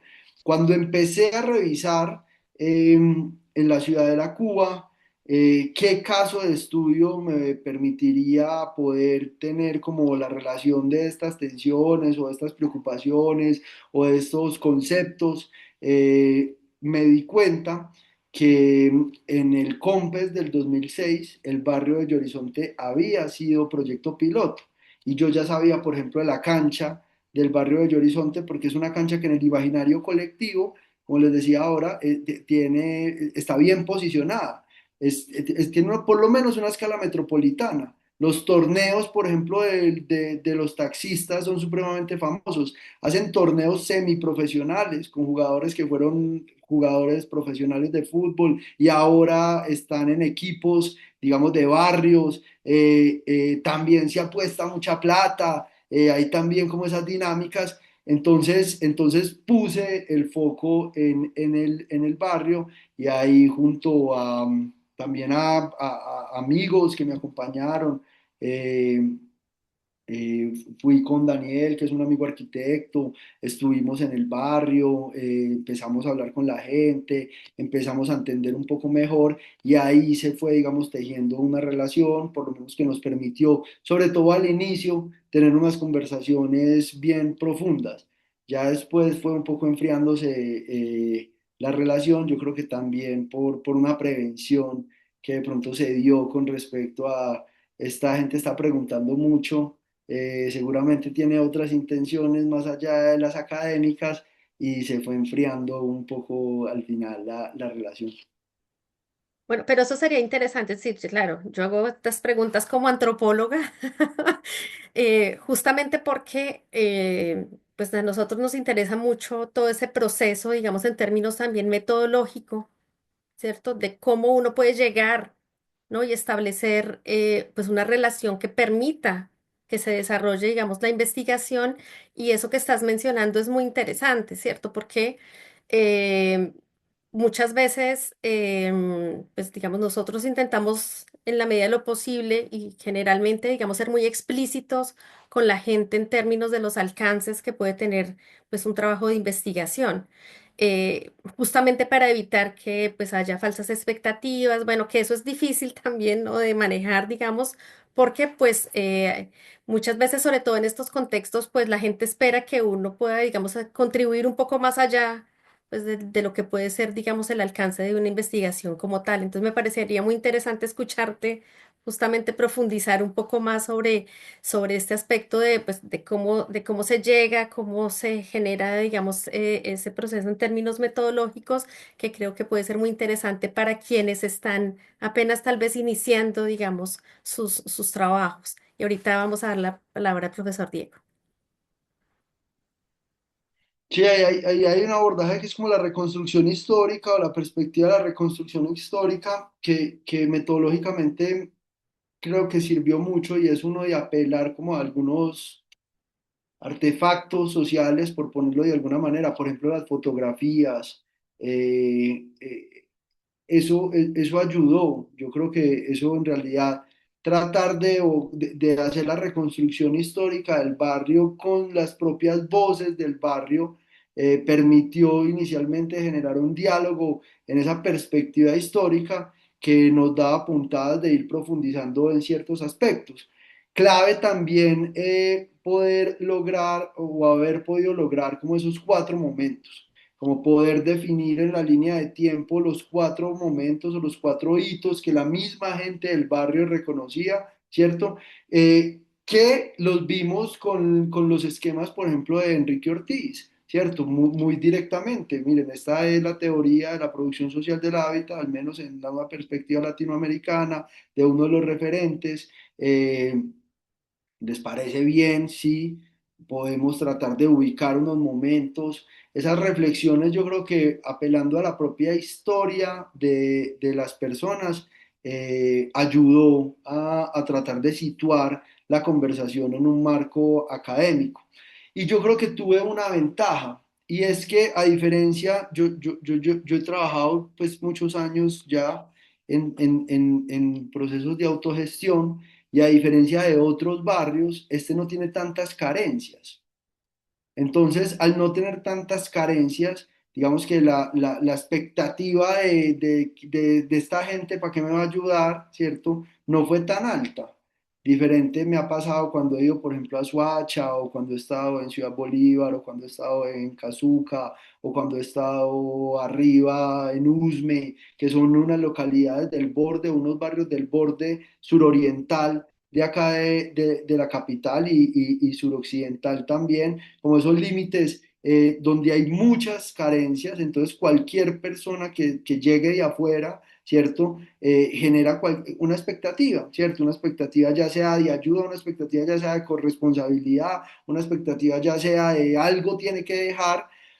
Al tener unas condiciones en el desarrollo progresivo de este barrio que habían permitido tener acceso a los servicios públicos domiciliarios, que habían ido permitiendo tener la pavimentación de las vías, que había permitido tener el desarrollo progresivo de sus viviendas, que había permitido tener el comercio en las primeras plantas, que tenía el uso y aprovechamiento económico de la cancha en cabeza de la Junta de Acción Comunal. Son unas condiciones, digamos, que permitían, no como en otros ejemplos, tener una expectativa, digamos, de ayuda muy grande. Y poder leer eso también creo que es importante, ¿cierto? También creo que es muy importante. Entonces, yo no soy quien para aconsejar a nadie, aquí hay gente mucho más preparada que yo y con muchos más pergaminos que yo, pero si pudiera plantear una idea es que hay que saber leer también a dónde se llega para poder tener muy claro los límites de las expectativas que se tienen, que se pueden plantear, ¿cierto? Porque en comunidades, digamos, donde la vulnerabilidad es muy alta, por lo general las expectativas son altas. Y si tú no planteas una metodología precisa, puntual, que permita dejar claro los límites de tu accionar o el de tu equipo, si llegan en un equipo, sí puedes generar procesos, digamos, de generar una expectativa alta que no se va a cumplir, a no ser de que tú seas, pues, tengas la posición del Estado, o desde la empresa, o desde la organización, o desde la ONG, o desde donde sea para mejorar las condiciones. Pero si no, hay que tener, sí, sí creo que es clave, como bien lo señalas, poder tener claro metodológicamente esas realidades para plantear asimismo la estrategia más pertinente. Adelante, Diego. Sí, mientras que alguien más se anima. Yo querría decir tres cosas que me parece que son muy importantes. Una, me acuerdo que cuando estábamos avanzando, pues que estaba Juan Camilo avanzando en su proceso de indagación, eh, este es un caso muy particular, pues que articula muchas cosas comunes en los barrios de origen informal, y es esa articulación entre vida comunitaria, política, digamos, en el sentido de la política electoral como tal. Y bueno, la acción propiamente del Estado. Y si yo no recuerdo mal, Juan Camilo, hubo un momento en el que Juan Camilo me decía, estoy tratando de entrar a la comunidad, pero pues aquí ya empiezo a ver ciertas como dificultades porque me toca ir como a hablar con el líder político, y si él, como que si no me dan permiso, como que va a ser un poco más difícil encontrar información directa, digamos, primaria de los pobladores directamente, porque la gente como que como que se siente en un conjunto de, permanecen como un conjunto de jerarquías que se crean en el contexto comunitario de esos espacios. Si no estoy mal, Juan Camilo, espero no estar mintiendo y estar recordando cosas mal, pero recuerdo que hubo, y en ese momento, de hecho, yo decía miércoles, quién sabe si Juan Camilo vaya a poder captar esta información, que además era de la información más importante que necesitaba para su trabajo, porque, digamos, la información sobre en qué consistía el programa de mejoramiento integral de barrios, lo tenía. Tenía la información, digamos, en términos conceptuales de su marco teórico. Tenía, digamos, una primera como impresión en términos de la identificación espacial, pero hacía falta un componente muy importante y era justamente saber la gente cómo se había apropiado de ese espacio y tener como una fuente primaria en esa información. Eh, y bueno, ahí hubo como Juan Camilo finalmente logró hacer unos contactos internamente allá, pero esa lógica, digamos, que yo no me animaría, no sé si Juan Camilo lo puede denominar así, pero como clientelista, no sé si se creaba o si puede denominarse de una manera distinta, pero por lo menos sí esta idea de que había un liderazgo allí político que tenía todavía y ejercía una influencia en el territorio, me parece que esa era una cosa importante como tener en cuenta. Y bueno, si Juan Camilo nos puede recordar un poco ese espacio, creo que sería muy interesante porque no es como que la posibilidad de acceder a este tipo de comunidades muchas veces está atravesado por eso.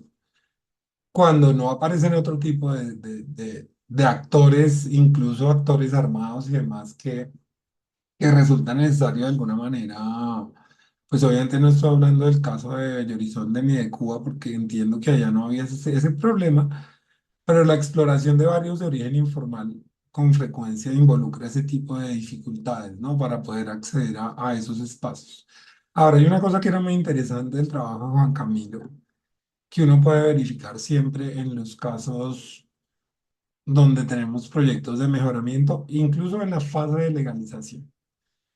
Y es que normalmente hay comunidades cohesionadas que actúan colectivamente de una manera mucho más dinámica antes del proceso de legalización y de mejoramiento, ¿cierto? Normalmente la gente es muy activa, pues porque tiene muchas carencias y se reúnen colectivamente y mantienen una condición comunitaria de trabajo estrecha. Y suele suceder que cuando se dan los procesos de legalización y más aún cuando ya se pasan procesos de mejoramiento con obras, lo que pasa es que hay como una especie de desarticulación comunitaria, pues porque la gente de alguna manera ya no las une como las necesidades y por lo tanto hay esa especie como de proceso de dispersión, ¿no? De dispersión de la gente y en ese orden de ideas casi que puede ser más difícil hacer un trabajo de exploración después de que ya se han superado algunas situaciones de necesidad de esos asentamientos que antes, ¿no? Que en el proceso previo. O sea, normalmente el proceso previo, como dice Juan Camilo, de hecho muchas veces hay una acción comunitaria mayor y la gente puede estar incluso hay veces más dispuesta a conversar con el ánimo de encontrar apoyo a sus demandas para efectos de que se avance en esa dirección. Entonces, bueno, ese como un componente que me parece también muy interesante como para mencionar en torno a estos temas. Y uno final que yo creo que queda abierto, que es un tema más de política pública, lo mencionó Juan Camilo, no se lo había escuchado, sino hasta hoy, que a mí me parece muy interesante y que valdría la pena explorar, y es este que él menciona como la posibilidad, por ejemplo, de generar o viabilizar la explotación de recursos generados por aprovechamiento económico del espacio público por parte de las comunidades. Eh, que a mí me parece que es una cosa innovadora y bueno, y seguramente es una tesis que puede sonar un poco controversial en ciertos círculos y es porque, digamos, cuando aparece el dinero y la posibilidad de explotar rentas vinculadas con el suelo, pues siempre aparece el susto de que eso pueda ser apropiado particularmente, ¿no? Pero es muy interesante porque no sé en qué situación está esta discusión, por ejemplo, en países como México, en términos de lo que llamamos aquí captura de plusvalías o captura de valor o ese tipo, digamos, de la posibilidad que yo tengo como Estado de participar en la renta que genera el suelo por la acción del Estado. En Colombia es una discusión ya no tan nueva, pero digamos que tiene unos 30 años. Y nosotros estamos ya de alguna manera acostumbrados a pensar que eh, podemos utilizar instrumentos para capturar rentas producto de la actividad privada que impacta los precios del suelo. Sí, estamos acostumbrados a pensar en que eso lo podemos traducir en impuestos o en algún tipo de contribución. Es decir, si yo le permito a una persona una construcción determinada y eso genera un incremento en el valor del suelo, pues entonces el Estado entra y captura parte de esa renta para sí. Yo lo que no había escuchado y me parece realmente importante y novedoso es que podamos pensar en que esa captura de valor no sea una captura del Estado, sino que sea una captura de valor comunitario, que es una tesis bastante arriesgada, pero pues muy interesante. Es como justamente para efectos de evitar que se produzca esa segmentación o fragmentación comunitaria, pues tal vez lo único que le queda a una comunidad que logra llegar a recibir unos servicios básicos por los que ha luchado durante muchos años, pero que en el momento en el que lo recibe se dispersa. Un poco lo que pasa en Belo Horizonte es que no se dispersa, sino que se mantiene parcialmente unida. Uno no sabe en qué condiciones, porque seguramente habrá conflictos internos, pero se mantiene unida en función de un propósito común y de un espacio determinado que le genera recursos a la misma comunidad. Y si uno pensara eso a nivel lo digo porque a mí me dispara muchas inquietudes y pues obviamente ideas y me parece que es un tema que puede entusiasmar mucho en términos de que yo alguna vez me acuerdo que estaba como en un seminario del Instituto Lincoln Osland Policy, que es un instituto gringo que ha financiado muchos proyectos aquí en América Latina con el propósito de promocionar esos mecanismos de captura de valor. Y me acuerdo que una vez yo le hice una pregunta al director de esa institución, y le dije, bueno, ¿cómo hacemos para generar captura de valor en zonas de origen informal? Y el señor se puso más o menos hasta bravo, o sea, el señor como que yo no, pero ¿cómo es posible? Esto no, o sea, esto no está pensado para la ciudad informal, nosotros no estamos hablando de eso y eso más o menos es como una especie de imposibilidad absoluta. Eh, pero lo cierto es que lo que demuestra Juan Camilo ahí y que es lo que dice él que hace falta como por investigar de una manera mucho más importante, es que esos procesos de mejoramiento sin duda empiezan a generar unas dinámicas espaciales muy distintas, donde la gente que es la misma población interna y residente puede empezar a correr el peligro, como yo mencionaba antes, de que si se vuelve tan atractivo para el mercado, y el mercado empieza a leer eso de una manera tan apetitosa, pues puede empezar a generar fenómenos de gentrificación. Y en relación con eso, pensar en alternativas de apropiación de la renta, no por el Estado, sino más como por las comunidades locales, incluso administrados por ellas. Por eso les digo, eso es una cosa súper controversial. Yo creo que si uno lo plantea aquí directamente en Colombia, pues uno que otro dirá que eso es absolutamente loco, además porque puede generar cosas de corrupción y demás, y hay mucha prevención frente a eso. Pero me parece que es muy interesante poder pensar en ese tipo de alternativas, como una gestión comunitaria de la captura de valor, como un mecanismo para mantener, digamos, lazos comunitarios fuertes, eh, que podría ser muy interesante. Entonces, no, básicamente quería decir eso, me quedó sonando mucho ese planteamiento de Juan Camilo, puede ser muy interesante, nunca lo había escuchado. eh, y bueno, casos como los que él investiga podrían dar lugar a pensar de que en algunas circunstancias una alternativa a esa naturaleza podría resultar muy interesante y pues muy llamativa en el marco de justamente pensar en la materialización del derecho a la ciudad, más allá de pensar que tenemos como un grupo de personas allá debatiendo en un cabildo, sí, las cosas importantes de la comunidad y más gente gestionando incluso los recursos generados por su propio territorio. Pues bueno, pues muy interesante y bueno, ya creo que me estaba alargando mucho. Bueno, no sé si haya alguien más que quisiera hacer alguna pregunta o tiene algún comentario para que por favor levanten la mano, así podemos ir dando la palabra para que participen en estos minutos que nos quedan en esta conversación. Yo quisiera pues también aprovechar, bueno, yo tenía, digamos, muchas, muchas preguntas que me genera, digamos, el trabajo que tú tienes, como decía, pues vinculado también al trabajo que de pronto uno ya ha hecho en otros contextos. Em, y una de las cosas que yo me preguntaba es que me gustaría que, digamos, tal vez lo pasaste como un poco rápido, no lo mencionaste así como someramente, pero me gustaría de pronto conocer un poco más y es en este mejoramiento integral de barrios, ¿esto parte de una política internacional? ¿Esto es una política nacional? ¿O esto es una cosa que se localiza de qué manera? ¿Cierto? Es decir, de cómo se construye esta idea del mejoramiento, ¿cierto? Y cómo se propone esta idea de mejoramiento.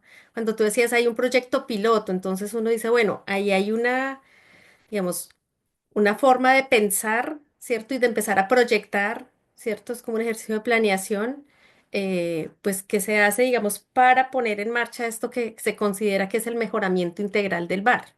Entonces me gustaría, digamos, que de pronto nos cuentes un poquito más, ¿cierto? Cómo es que pues se da esa, digamos, esa política en sí, ¿cierto? De dónde surge, si toma finalmente o no, tú lo pasabas, pero digamos si toma finalmente o no como elementos, digamos, más situados, más locales, em, dentro de esa misma ejercicio, digamos, de proponer, pues que es una cuestión, digamos, un poco más material, ¿cierto? Es más de infraestructura, lo que se entiende como ese mejoramiento. ¿No? Y entonces me gustaría saber si aparte de la cancha, no sé, había propuestas de mejoramiento de fachadas o otro tipo, digamos, también de cosas, otro tipo de espacios, no sé, un centro comunitario. Pues tú dices que la cancha es un poco ese espacio también, pero digamos, no sé qué otras y que, digamos, cómo es que está pensado, digamos, ese mejoramiento, ¿no? Y desde dónde está pensado ese mejoramiento? Sí, digamos que la idea del mejoramiento y en sintonía con lo que señalaba el profesor Diego al inicio, eh, pues puso también como unos debates en la década del 60 grandes, yo creo que en América Latina, no solo en Colombia, ¿cierto? Porque era una idea que venía inclusive, digamos, de como del sector más, si se quiere, corporativo. Pues ese fue el debate en su momento, es decir, esto es una visión más corporativa que va a romper las lógicas de las dinámicas que aparte en América Latina tuvieron pues esas particularidades de la migración campo-ciudad y que en Pereira se ve, ¿cierto? Muchas de las personas que llegaron al ser un epicentro urbano venían inclusive de departamentos aledaños, por ejemplo, como el Chocó, como el Valle del Cauca, ¿cierto? Llegaron al comienzo del siglo XX a tratar de tener mejores posibilidades y arranca ese debate de lo que es el mejoramiento integral y de quién gestiona también el mejoramiento integral y de qué empresas inclusive o cuáles son los modelos de ejecución del mejoramiento integral. Partiendo de todo ese debate, sí hay como unos componentes claves, por ejemplo, la legalización, la titulación, las vías, las redes hidrosanitarias, las redes eléctricas, los equipamientos. Ese COMPES, que hace parte de una política pública nacional, tuvo en su momento en el 2009 unos proyectos pilotos, tuvo unos en la Amazonía, tuvo otros en la zona andina, tuvo en el eje cafetero. Entonces, a través de esos cinco componentes que eran legalización, titulación, espacio público, vías, equipamiento y redes, salió, digamos, el proyecto que después terminó siendo una consultoría y esa consultoría dio con un contratista a través de una licitación que hizo, digamos, la obra física como tal, que también parte, digamos, en esas dudas o en esos análisis que hoy podemos hacer, por ejemplo, en el marco del decreto de la autogestión, y es quién construye, ¿cierto? Es decir, quién ejecuta al final la obra. Y es un poco también los debates que muchas comunidades dan con en términos del mejoramiento, y es, hemos venido haciendo un desarrollo progresivo en nuestros barrios. Fuimos nosotros los que pusimos el acueducto, así haya quedado al revés.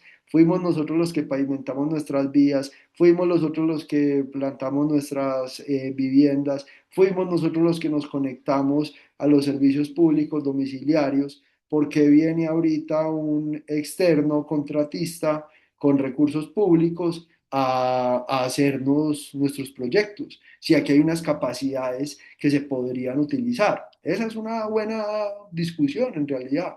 Y uno lo que tendría que poder analizar, como lo planteamos en las reflexiones finales, son modelos de gestión que permitan entender ambas realidades, porque al final la tensión si es más Estado o más mercado, pues depende, ¿cierto? Es decir, eso no es no tiene una receta ni tiene una respuesta a priori. O sea, es decir, que también hay que entender esa perspectiva histórica. La autogestión en la década del 60 era diferente a la autogestión que hay en el 2025, inclusive en toda América Latina. Entonces, así como uno no se puede quedar en las reminiscencias del pasado, ¿cierto? Entonces vamos todos con el hacha y el asadón y escuchando a Víctor Jara hacer nuestras viviendas, pues tampoco la respuesta es todo lo tiene que hacer el mercado porque la gente no sirve para nada, no tiene conocimiento, lo único que saben hacer y que son eficientes son las grandes empresas y el monopolio de la construcción, y hay que darle toda la obra pública al mercado porque es el único que sabía hacerla. Yo creo que ni lo uno ni lo otro, y ahí en esa tensión es bien interesante cómo las políticas públicas deben de responder a las particularidades y a las necesidades concretas del territorio, dependiendo su historia, sus capacidades locales, la relación a las diferentes escalas que tiene, la perspectiva del planeamiento urbano, de la planeación que tiene el municipio, de las vocaciones que tienen los propios territorios, y ahí es donde se deben de señalar precisamente como esas líneas de análisis y inclusive de poder tensionar inclusive a veces más la mesa, ¿cierto? El profesor Diego lo dice y lo dice muy bien. Yo, por ejemplo, hoy pienso lo de la gestión comunitaria del aprovechamiento económico del espacio público. En su momento, cuando presenté esto, no lo planteaba. Y ha sido una idea que he venido madurando con respecto también como, pues por supuesto, a partir del trabajo, pero también con el paso de los meses y del tiempo, y entender también otras formas. La gestión comunitaria del riesgo, por ejemplo, también debería de tener una participación mucho más importante que la que tiene hoy en los asentamientos populares, ¿cierto? En los asentamientos de origen informal, ahí hay una gestión comunitaria histórica del riesgo que se ha venido dando, y que a veces queda por fuera de las políticas públicas, como si no existiera. Lo mismo la gestión comunitaria de las capturas de valor. Eso también debe permitir avanzar en términos de los mercados informales del suelo, ¿cierto? Es decir, ahí hay aún, digamos, hay una tendencia todavía que yo creo que afortunadamente se ha venido erosionando, pero aún hay como una ciudad informal y una ciudad formal que parece que fueran en paralelo, pero que tratamos de que no se una porque o no conviene, o es muy complejo, o no lo entendemos, o es mejor mirar para un lado porque nos trae mejores resultados políticos o mejores resultados. Entonces, eh, sí creo que por ahí está como el análisis, y aprovechar que a pesar de, como bien lo planteas en la pregunta, son cinco más o menos los componentes del mejoramiento integral barrial, muy enfocados en la infraestructura, valdría la pena poder entender también las otras relaciones que se tejen en torno al mejoramiento integral barrial, ¿cierto? No solo los proyectos de infraestructura, que es otra de las lógicas interesantes que uno ve, y es que si bien el desarrollo progresivo de los barrios tiene como una lógica del proceso, a veces la lógica del Estado es la lógica del producto, y ahí también en esa tensión creo que se abren potencialidades y se abren oportunidades, que es algo que creo que a mí me permitió mucho el trabajo con el profesor Diego, y era poder entender que a veces esas tensiones que parecen irreconciliables o que es mejor no abordar también tejen oportunidades, ¿cierto? No, digamos, no es blanco y negro.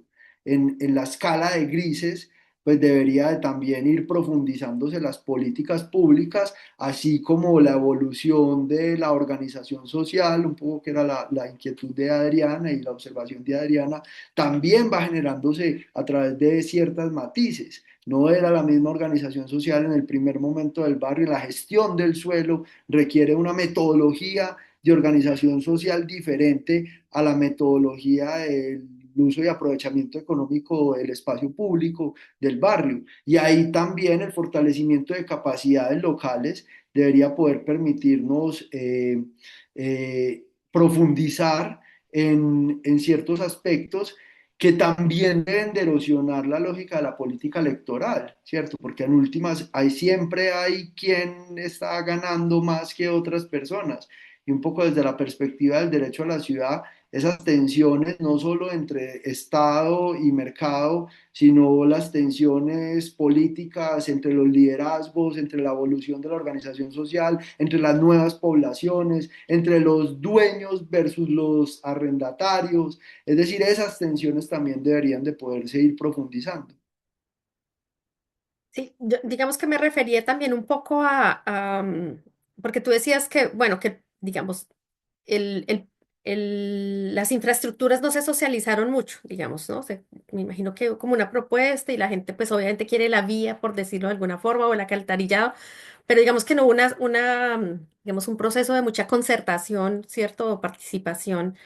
Y es lo que me llamaba la atención, es decir, porque pues pueden haber, no sé, claro, es la infraestructura y demás, pero no sé si incluso en la vía, por ejemplo, el diseño de la vía, pues no sé, la gente quería contemplar que se tuvieran cierto tipo de plantas porque hacen parte de lo que ellos considerarían que hace parte de esa infraestructura urbana, ¿no? Del barrio, o de lo que ellos quisieran conservar o de lo que ellos quisieran de pronto incluso incluir.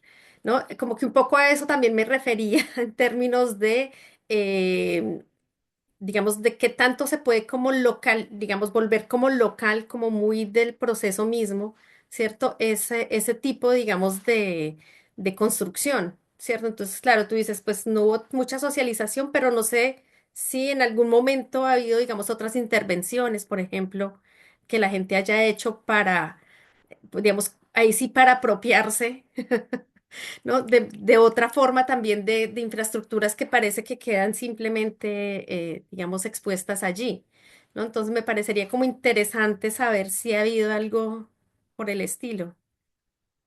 Sí, hay como, hubo algo, eh, eh, eh, hubo otro parquecito que se hizo como en uno de los remanentes de las culatas cuando se abrió la vía que conectaba con el siguiente barrio. Por ejemplo, se generó ahí otro espacio público que se generó para que no se volviera un botadero de basuras. Entonces, por ejemplo, al generar ese espacio público con recursos económicos del barrio y mano de obra del barrio, también a la par hubo como un proceso pedagógico de que eso no se volviera un botadero de basuras, porque de los otros barrios también empezaron a llegar a botar basuras.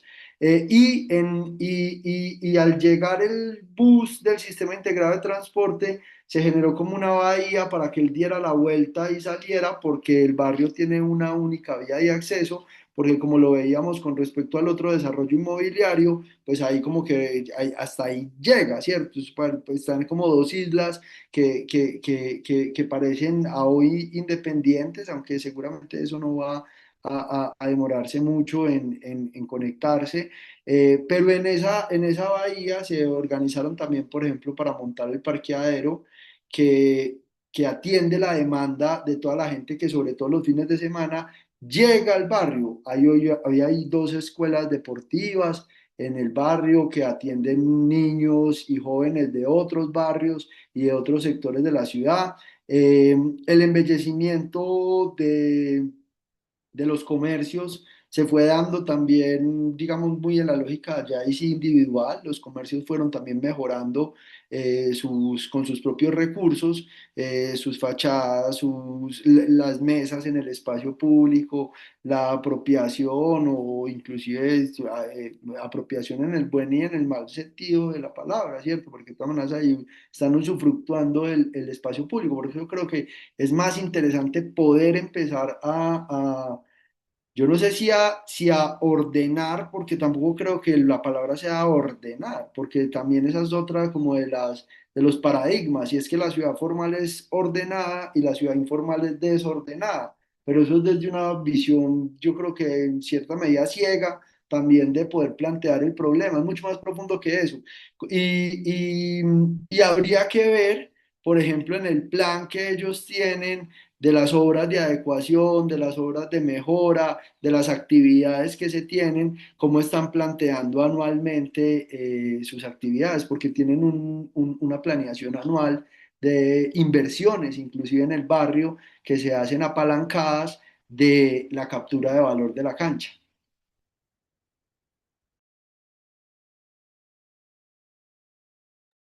No te estamos escuchando, creo que tienes Perdón, el se, micrófono. se silenció. Eh, Decía si alguien quiere hacer una última pregunta o comentario antes de que empecemos ya a dar cierre a esta conversación.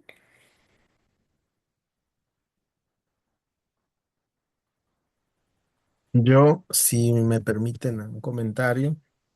Adelante, Rolando. Bueno, pues muchas gracias al profesor Diego y a Juan Camilo por esta interesante intervención. Yo honestamente me quedo con muchas ideas, reflexiones a partir de esta importante exposición del trabajo, justamente porque en días recientes he estado reflexionando mucho con Claudia sobre la autogestión, la autoconstrucción, la manera en cómo en estos barrios que se autoconstruyen hay saberes, proyectos de vida que de alguna manera están encarnados en la construcción colectiva de estos barrios, pero que también justamente a veces empiezan a perderse un poco también por las lógicas globales en las que se encuentran insertos también estos barrios y por las políticas más orientadas hacia el mercado, que en el caso de Colombia es desde los años 80, con las políticas neoliberales alrededor de la vivienda, y en el caso de México igual, más o menos por los mismos periodos, ¿no?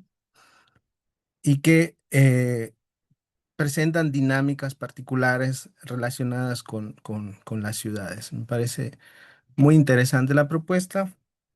Eh, los resultados del trabajo de Juan Camilo son sumamente interesantes. Y ahora justamente yo me preguntaba si Juan Camilo en el contacto que ha tenido con la población de este barrio, de estos barrios, ha notado si ha notado la disminución de pues de esta forma de pensar colectiva, ¿no? En torno a la construcción de su hábitat, eh, que justamente se generan por la expansión de muchas ideas un poco mayormente de tipo individualista, ¿no? En la sociedad, y que se fomentan no solamente en políticas, sino en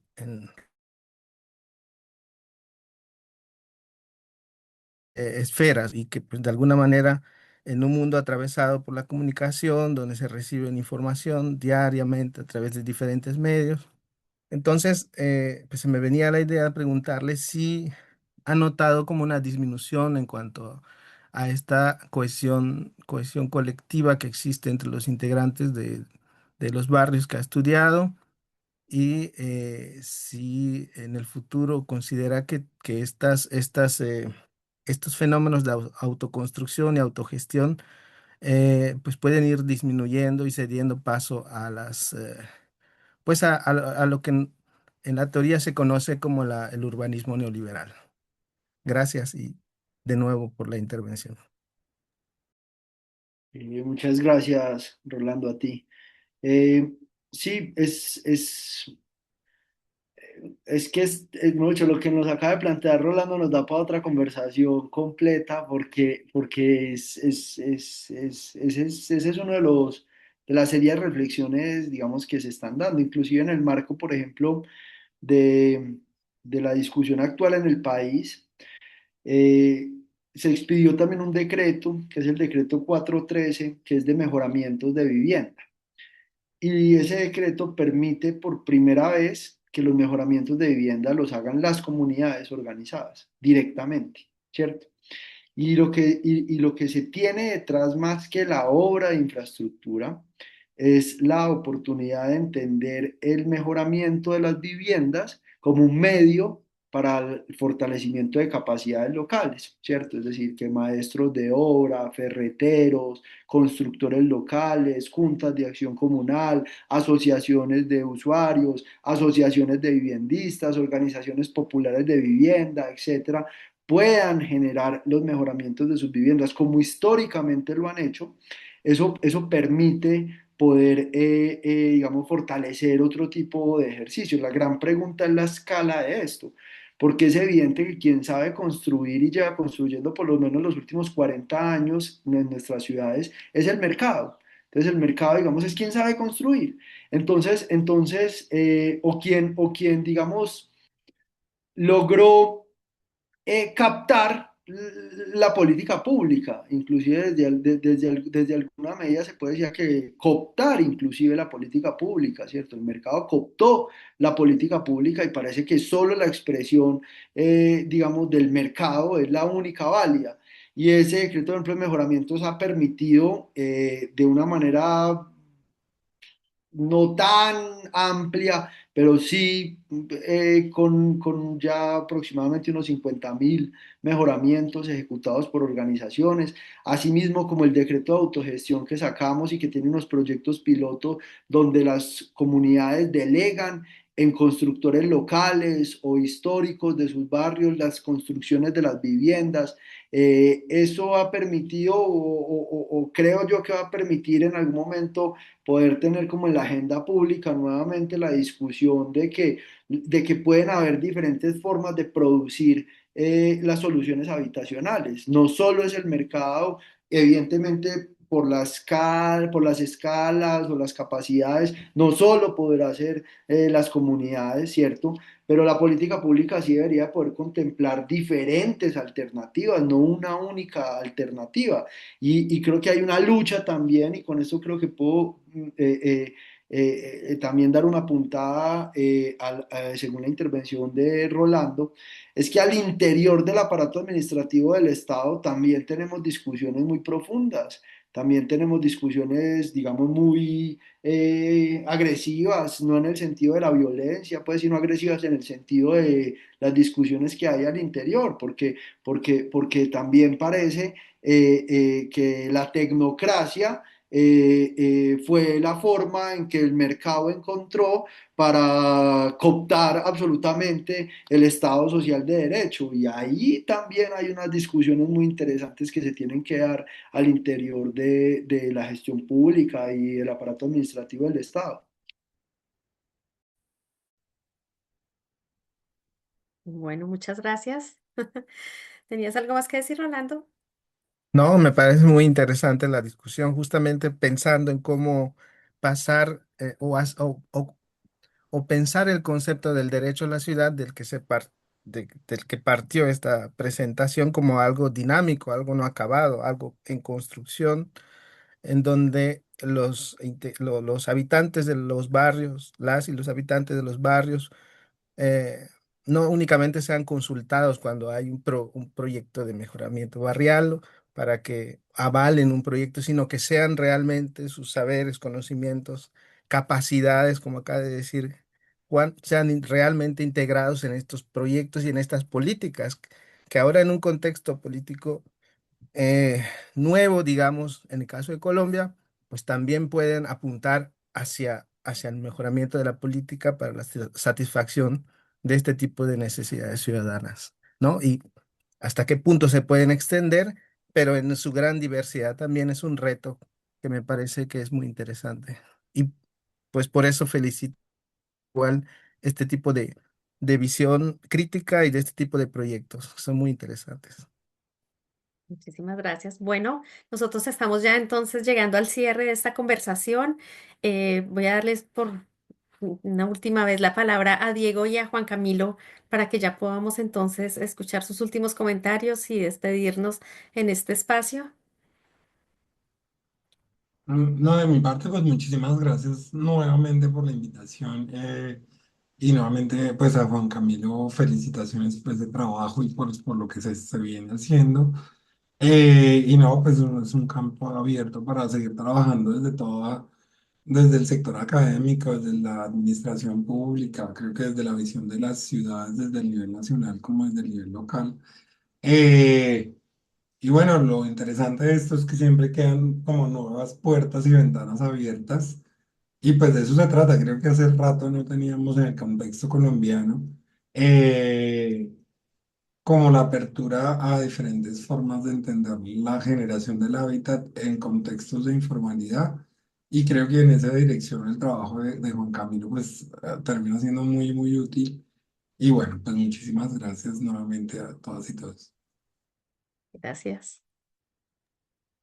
No, muchas gracias a la profesora Claudia pues, por la invitación, igual que a la red. En realidad, muy, muy afortunado de poder estar acá con ustedes y que tengamos estas reflexiones. Al profesor Diego, que sabe que siempre le debo mucho, mucho. Creo que él me dio mucho y yo le di muy poco. Eh, eh, y, y bueno, no, estoy listo para que con Graciela, con Adriana, con Rolando me inviten a México y poder ir allá y estar allá también. Estoy listo con la maleta ya en la puerta de la casa. Bueno, maravilloso. Entonces, esperando las invitaciones, de todas maneras, nosotros también queremos pues invitar al profesor Diego y a todas las personas que están con nosotros, que si quieren presentar sus trabajos, animarse a compartir con nosotros otras investigaciones, pues en el chat acabo de dejar todos los canales por los cuales pueden comunicarse con la red y seguir también pues estas conversaciones. Ahí está el correo, la página de Facebook y el canal de YouTube. Despedirnos entonces en esta conversación, agradeciendo muchísimo pues a Diego por los comentarios que ha hecho sobre este trabajo y pues evidentemente a Juan Camilo por presentar este trabajo tan interesante aquí en la red Antropurbana. Agradecer mucho a todas las personas que participaron, que se conectaron con nosotros. Muchísimas gracias porque enriquecen muchísimo también pues el trabajo de la red y efectivamente algo que decía Juan Camilo que es pues poder tener esta discusión digamos, en clave latinoamericana, que es, digamos, una de las apuestas también que tiene la red antropurbana, ¿no? E incluso con fronteras un poco más allá de esta región. Invitarlos para que nos sigan acompañando en nuestras próximas actividades. Muy pronto les estaremos compartiendo. Más sobre lo que vamos a realizar en el próximo mes. Entonces, para que estén atentos a través de la lista de correos y también de la página de Facebook, ahí estaremos compartiendo información sobre las actividades que vamos a tener más adelante. Mientras tanto, pues nos despedimos en esta tarde, agradeciendo nuevamente muchas a todos y todos por estar aquí con nosotros, por su participación y por su atenta escucha, y nos vemos en una próxima conversa antropurbana. Un feliz día donde quiera que estén. Gracias, hasta luego a todos.